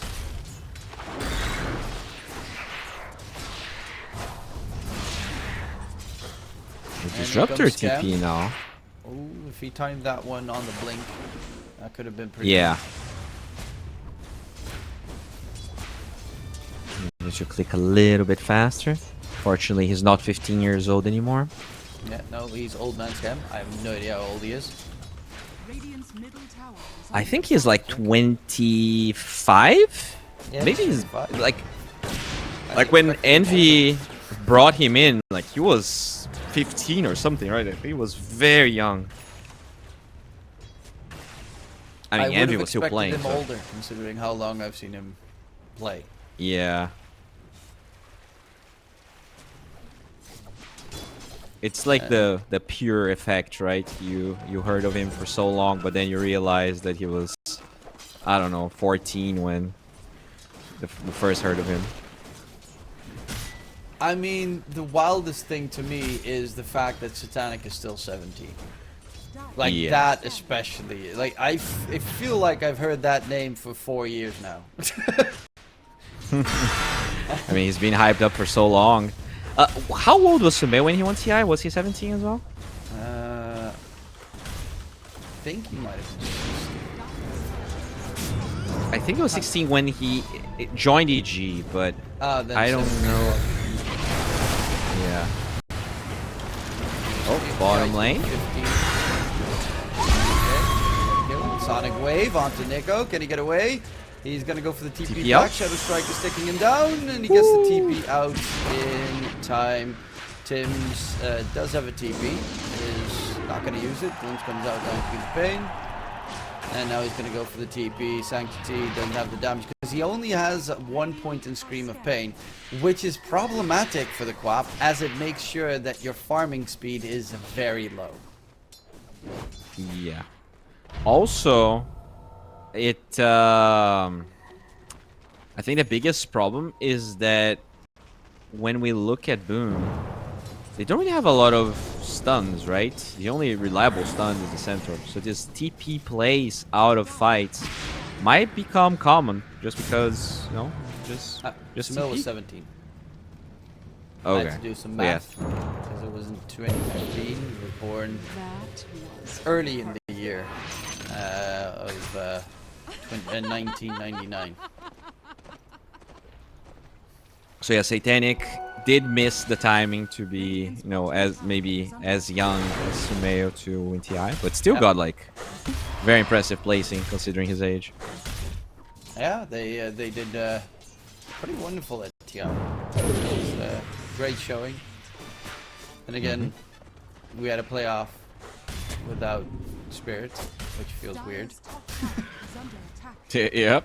That was very strange not to see Spirited in the playoffs.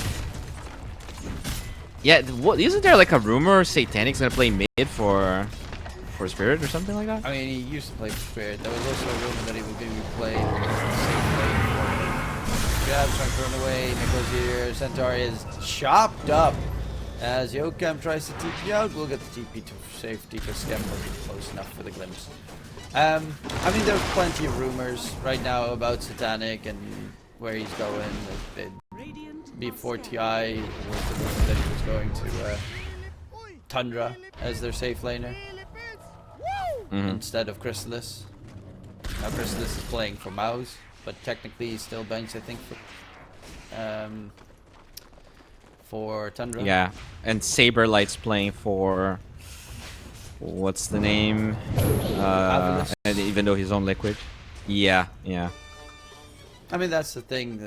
They are all under contract, and if you want to buy them, you have to spend an ungodly amount of money. It's millions of dollars. Which is quite a lot of money.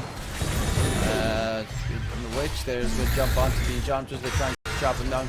And Nico on a killing spree on the Timber Saw. Glimpse comes in onto Sanctity as they want to try and keep that Arcane Rune in dire hands, but that's not going to be possible. Jab scooping that one up. Is going after the Helm of the Dominator for the Blink Dagger, so he feels like they need to be a bit more active, or at least he needs to be a bit more active than he would otherwise like to be. Yeah, I mean, he is gonna farm really fast. He already has 4 points of Retaliate with Chipped Vest and the armor and the creep from Helm of the Dominator. So it's probably gonna take him 2 minutes to finish this Blink Dagger. That's so much down. It's But, you know, all in all, this is still like the best laning stage for Aureus so far. So let's see if they can keep it up as they are looking for the TA. yeah, She does have vision, Jack though. Boys. Yeah, there is no. I mean, they know he has vision because they have a sentry next to the observer. But yeah, it's 11 minutes into the game and Clockwork's still level 4. Yeah. Disruptor is also level 6 4. on The supports Disruptor. have no experience at all. Okay. They do get Narman. I mean, overall though, just kill score wise and looking at the cores, they're all having great lanes. So this time, at least like if your supports are suffering, it makes sense because your cores are benefiting from it. But as you said, if they had Static Storm, Quap suddenly becomes a kill. I mean, everyone can die if you have Static Oh yeah, Storm. Quap is 100%. Once you get Static Storm, you just drop it on the Quap. Timber Shot anywhere nearby, it's a kill.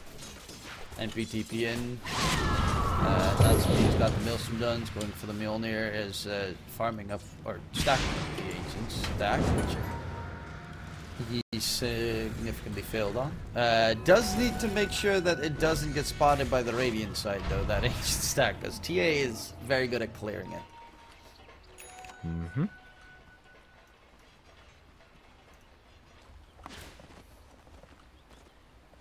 And that's me. Is top net with Jack Boys second, and Nico is keeping. Oh, Nico's actually going for the Ancient stack, and he's got the Kaya done. He's going to use that money to quickly get his Blink Dagger. Oh. And Timber Saw is a scary hero once Blink Dagger is in play, because so many times this is a bad game for Ags because they have 2 dispels. But the plus side of Ags that is great is if you get Blink Dagger and Ags, you actually have the damage to blow someone up. You just wait until it runs up to max, and then you get that Blink in, Chakram, Whirling Death, Timber Chain combo, and boom, you just see someone vanish. I mean, considering they already have so much reach, he doesn't even need that, right? Because the NP can join from anywhere. Clock does have level 6 now. You have the Ember with mobility, so all they need is vision, and those heroes can definitely fall with the blink being done. Nico, by the way, was the highest net worth hero. Is the highest net worth hero after farming that set. Yeah, the top 2 on the dire side. Yopaj is struggling a little bit, but he does get a couple of kills every once in a while. Has 4 Spirit Vessel charges now as well. So that's going to be stacked up for quite some time on the Ember Spirit, and that's primarily what he needs to do at this stage in the game, is going Kaya Sanj, so that he has that sustain but also the outgoing damage. And there is level 6 now for the Disruptor, so they can potentially hunt some heroes. There is not a smoke though available for Scam. There's that hook shot, goes in onto the TA. And there is Nico nearby. Root comes up onto Jackboy. Static Storm. Static Storm. There is no kinetic field, but the disruption save is nice. for the time being. Is it going to be enough? Jackboy's dropping low, goes for the melt strike, stun onto Yopaj. Ember Spirit the is healing. dead. Nico chasing deeper. He has refraction in a second, and he does get the refraction off in time. So they lose Natsumi and Yopaj. Nico is on the run. They got so freaking close to getting a couple of kills there, but nobody died on the Radiant side.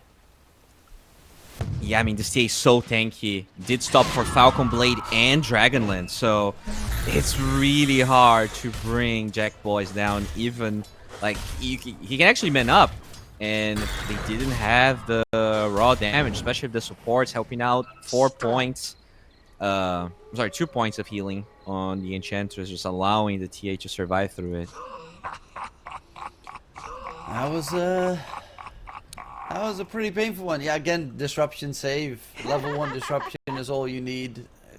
Keeps the TA alive in that fight.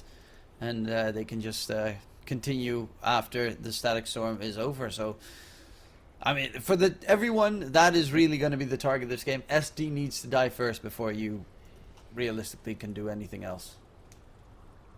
Mm-hmm. Yeah, and I think you probably want to kill Quap more than you want. Like, you probably want to leave the TA to kill her later.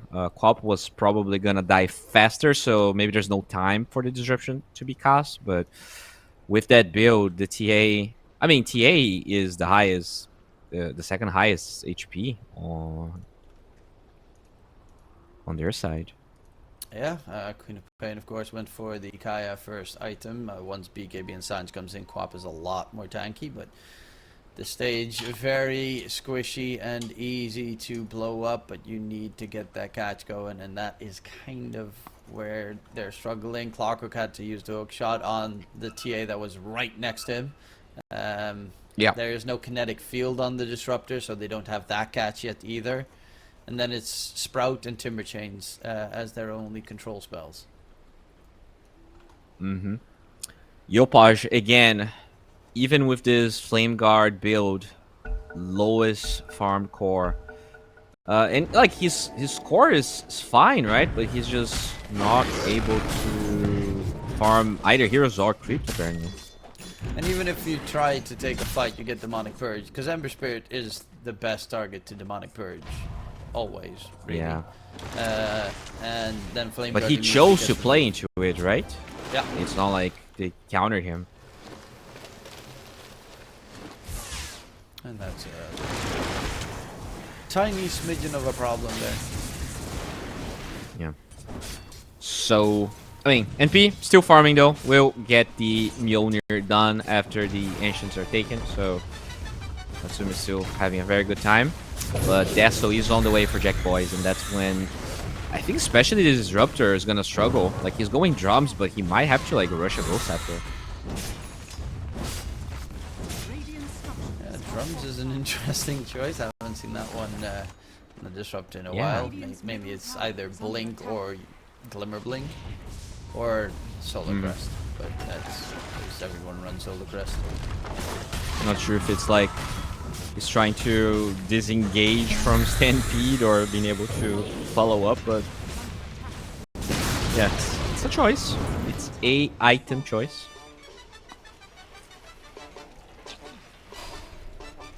Well, TA is now top net with after that fight, of course. Natsumi in second place, has the Mjolnir now, so that should increase his farming speed quite a lot, especially with the global presence added into the mix. But Nico, same, Blink Dagger available. You do have to be careful at any time that a random Timber Saw jumps out the trees and slashes you down. Speaking of the random Timber Saw, already has Kaya and BKB's on the way for Nico, so still having a pretty decent game. One that is also scary is going to be that center blink once it's done. Jabs is very close, has the Blade Mill already finished up. Very good against heroes like Timbersaw, who will have that, I mean, the spell reflect damage on Timbersaw is really good. And Scam is walking over all these nice little psionic traps. I think they know that there's a trap plate, an observer ward placed there, because they saw him put it down. And that's the extra vision coming out from the TA. The traps all over the map, seeing anyone walk into his direction. Smoke, they want to debut that Blink Dagger on the Centaur. Nico is relatively low HP, so yeah, he's gone. Yeah, he's dead. Walks over another trap. So many traps, not a sentry in the Radiant jungle at all, so all those traps are going to be left behind and left alone. I'm surprised at like what Aureus is waiting here, because like you have this Static Storm for a while. It's not like anyone is rushing a BKB, so I do feel like their playstyle is a little bit passive considering the types of heroes that they have. Gives the enemy a chance to make a play. I guess they're a little bit fearful of. I mean, do they even have? They have a smoke on Tim's. But it's probably that they're waiting for like the 20-minute mark for Tormentor, and that they'll look for a play right before Tormentor is up, so that they can grab it. Last game, of course, they failed that. They tried to, and then they caught Nico, I think, on the So Slardar. they do smoke. They want to connect to the Timbersaw here through the gate. Oh, Jack Boys walking in the lane. Nico. And they pop that. First life, rocket fire comes up. Nico charging forward. Narm's already dead. Jabs is gonna get glimpsed backstack some kinetic field on the Timbersaw. Aside the Centaur, they do get the kill on the Tims, but they find Jabs in response, and even Jabs' little creep gets taken down. That Nico Timbersaw damage is quite effective, as we see them just get chopped up in two. Crazy damage. Not sure they needed a Static Storm because Centaur doesn't have Stampede. Didn't had at least for that fight, but at the end of the day, they get 2 kills. Gold lead diminishes severely here. Yeah, that is the type of move I think they have to be going for every time Static Storm is up. Because BKBs are going to take a while. Quap is very farmed, but still needs like 2.5k gold to BKB. TPing towards mid, but there's a smoke. Oh, Sanctity blinks in to get the amplified damage through. Nico charged forward, and the Rosh yeets him to the side. Oh, Roshan Yopaj now also getting yeeted around. The Ember too. Oh, Sanctity very lucky. If he got yeeted the wrong direction, he was dead. Yeah. That has to be one of the best things they added in that patch. Like, that is one of my favorite things. You just don't pay attention for a second, and then yeet! And the damage is as well, smoke. like, substantial. Static Storm is going to be up in 5. They're really looking for, they know from both sides that they're going to try and take it, so Boom kind of needs to win a fight first. Speaking of which, they find Quadlet on the side, and that is Tim's that has a buyback. They want to use it though to try and defend the Tormentor. Gotta be careful. They are keeping them occupied for the time being, as Natsumi Oh, got the TP Cam did steal available. the experience. Yeah, nice little shrine steal. Shadow Demon is TPing in, gets glimpsed out. Sanctity is going to go for the kill onto Scam. They are going to get the Tormentor because they have the TA in that area. So it is a free shard for the Ench. I think I understand what is the goal of the drums this game. He's going Boots of Bearing so that you cannot slow down anyone with Demonic Purge.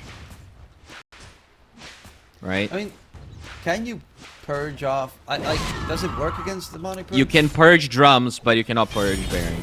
Okay. I always wondered how that exactly worked.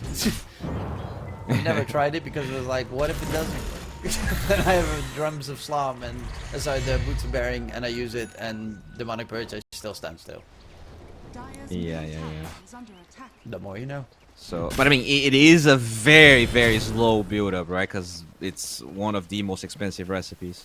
So for a while, it's not like Scam is gonna be having. And I think that's why he maxed Thunderstrike as well. Like he just wants to be farming. Maybe he gets the shard, just keeps trying to get that item.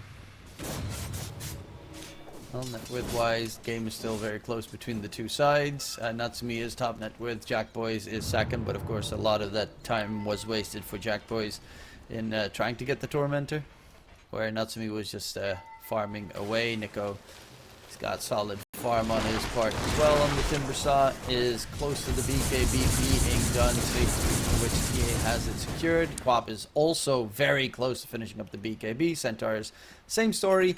Radiant are almost at 3 BKBs at the ready. Dire has one? Yeah, one, and the other two won't be anywhere close.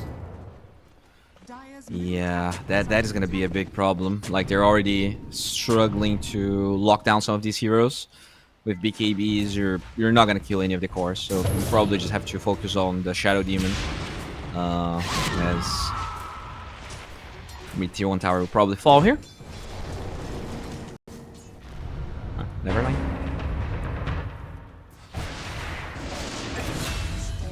That disruptor. Okay, just random disruptor catch. He is going for the shard. Is that a Roche play? Against the Clockwork, it's always very sketchy to go Roche. Yeah, very true. And they have NP as well. Even the Timber Saw, just jump in the pit and then spam your spells AoE. Do like the Shivas Nick was going for. Just having that extra armor against the TA and the damage amplification is always nice. Healing reduction against Queen of Pain and Enchantress and even the Centaur are massive. True. Meet you on deny by Scam.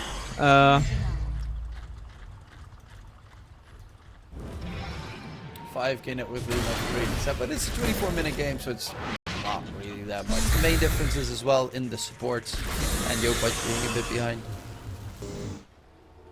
Yeah, definitely a little bit behind. Does queue up the BKB on the Ember. Does have that BKB and will be not even needing to use it. I'm surprised he didn't try to glimpse instantly, because... Oh, Scam? TP out? Nah, he doesn't have a TP, he's dead. Well, Demonic Purge on cooldown for 65, that's something. Radiant are scanning. No, they do try to scan here looking for someone. That seems a little bit higher up. Manta is done, so now I have Dispel for Mel, Dispel for Dagger. And Sanctity is going to go for that Aghanim Scepter next. Jump in onto Yopa, Chamber. He didn't have a Remnant down. Yeah. Yeah, that's why you always have a Remnant down. That's, yeah, they're in the Roche pits. Waiting for the Rocket Flare maybe 10. And they're just going to go for it with a double meld strike, and that should be the first age of the game going to Boom Esports. Yeah, I mean, early game was much better this time around, but it does feel like Yopaj is not very comfortable playing this Ember. A couple of blunders here and there.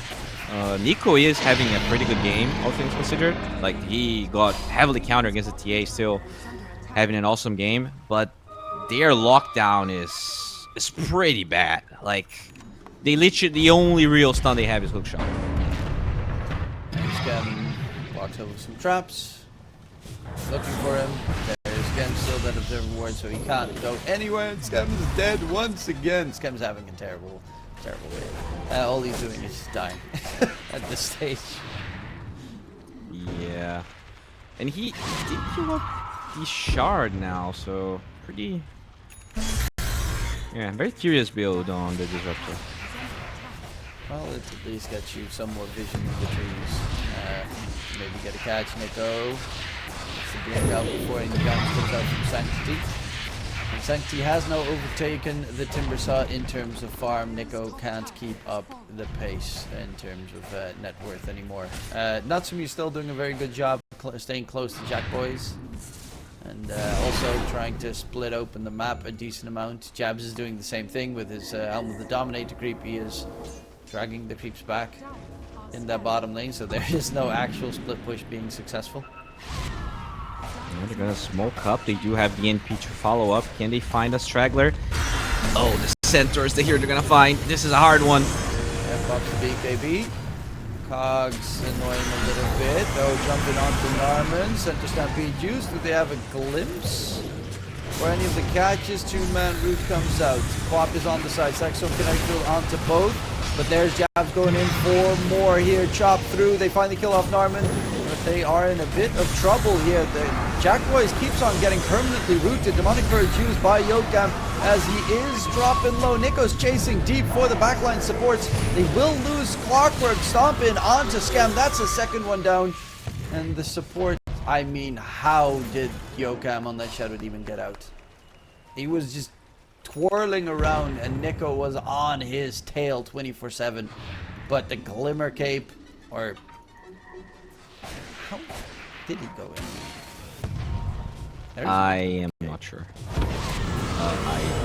I am like in on the tips of Nico, gets himself back to the high ground. Shadow Demon so very close to dying. Nico might tick down. He does die to Sanctity's dot damage. And yeah, that's the Searing Signet there coming in from the Queen of Bane. With the artifact potency for the extra damage, that was too much for him to handle. And now no Nico for a high ground defense. They still have the 80 for 2 minutes. He's got that BKB in the backpack in case they manage to take him down somehow. Well, they still have Aegis for 2 minutes, so this is going to be a very hard defense as Jack Boys can blink out. Killing him off, blink out just in time. No glimpse, no vision. They do glimpse back Narman, so the Enchantress, God's point. Oh, they just can't get anything. Not a single thing gained here. I mean, the Ench is moving forward, man. Stampede going in towards Scam. He's trying to run away, but a lot of damage comes out in response from Nico Pops the BKB. Jack Boys, he's looking for targets here. Yopudge in front of him has to slide a fist. They kill off Narman. One of the supports is dead. The other one is being chased. Static Storm catch onto the Shadow Demon. It's finally dead to the slide of fist. It's about to get popped. Natsumi dead though. Nico dead. And everyone on the dire side is dropping to the Queen of Pain. As Yopudge is on the run, will be able to stay alive, but that's, I mean, technically a 3 for 3, but a very painful one for the dire side. Yeah, and this could be a tower being poked here. No buybacks besides the NP, but oh my lord, Ember.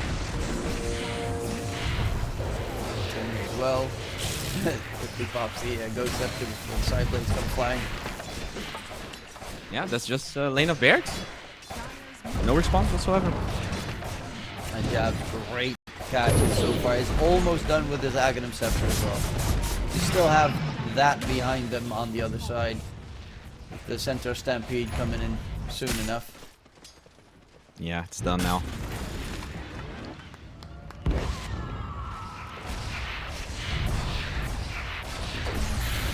I mean, they're going high ground here. They really don't care.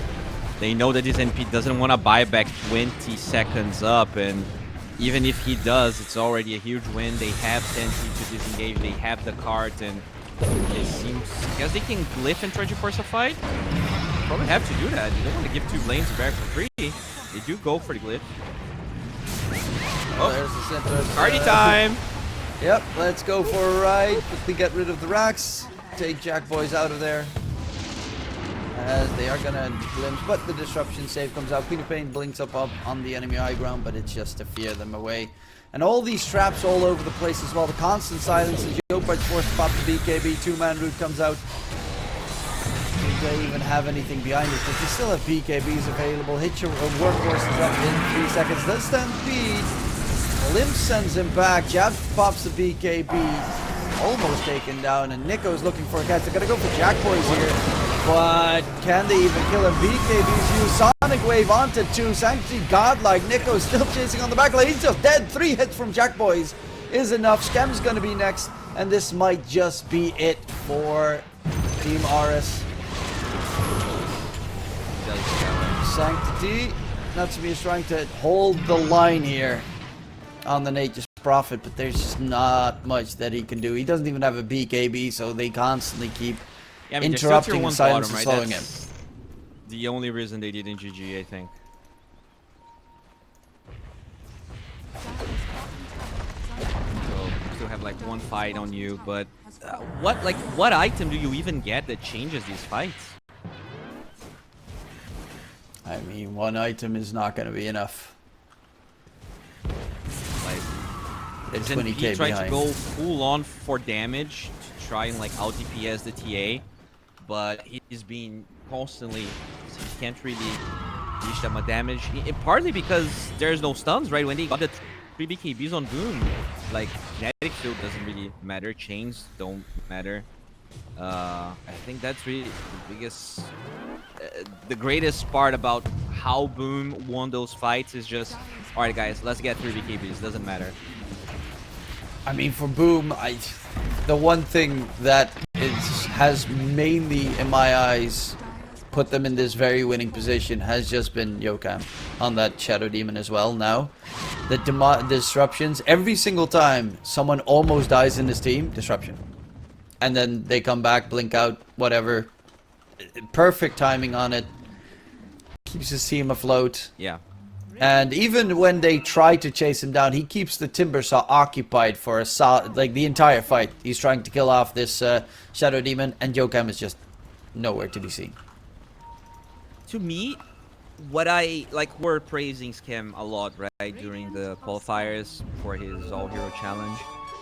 I think the biggest weakness of Aureus is that even though Scam is willing to play everything, I feel like tier 4s, at least in this match, in this tournament. Well, second. Going in for a fight. Scam dropping low is gonna get taken down. Jump into the side. Nico TA. Yeah, Nico is dead. And Nico throws out right before he dies. Oi, Philippines! Oi, oi! Yeah, he knows how far it is right now, and it looks like it's just gonna be Yeah. well, My a point very is that, sad of ending course, to their story. they don't play that many heroes. So That is- like yeah. you see this Ember into a Shadow Demon, it feels like they're never playing the best hero for the game more than they're playing something they're comfortable with. Honestly, I also think that they're up against pretty nasty drafters. Oh, hook shot in onto 2 by Tims.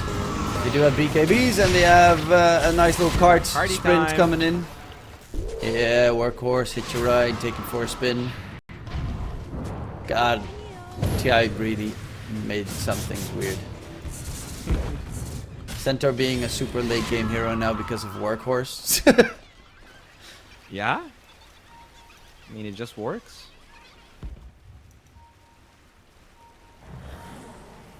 At least the Shrine of Wisdom got stolen. He's also getting closer to his Daedalus, so his DPS is going to increase a bit more on Natsumi. They will go for a Smokerino. Roche is up, so that's what they're trying to address. And Jab's walking up. Scam on the other Gets side is down. going to get jumped, and Scam is dead, but Tim's as well. Scam is not dead just yet.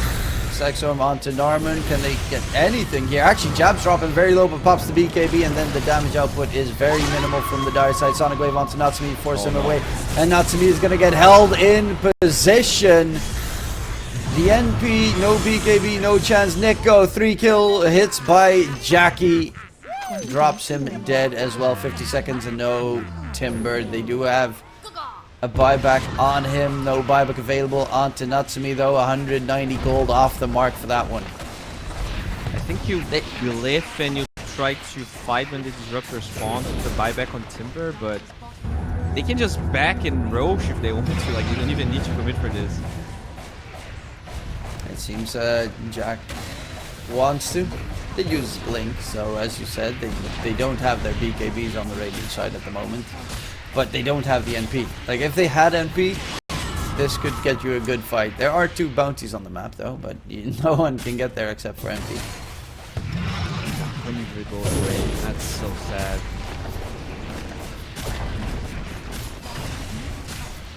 And Tim's pump faking the hook shot. The Ancient under siege. They have no fortification available. Have to go Budge. Gotta be careful with that heavy Daedalus damage. Has to jump in all around. Narman is going to be jumped here by Nico. Nico is in trouble. No. Nico is dead. The Timbersaw has fallen. Stampede goes in on the back line and everyone is dead.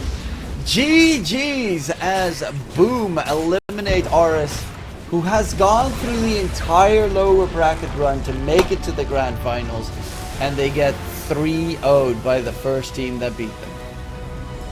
Yeah, I mean, it was like game 1 was very close. I can't help but feel like this series would be very different if Aureus was able to take that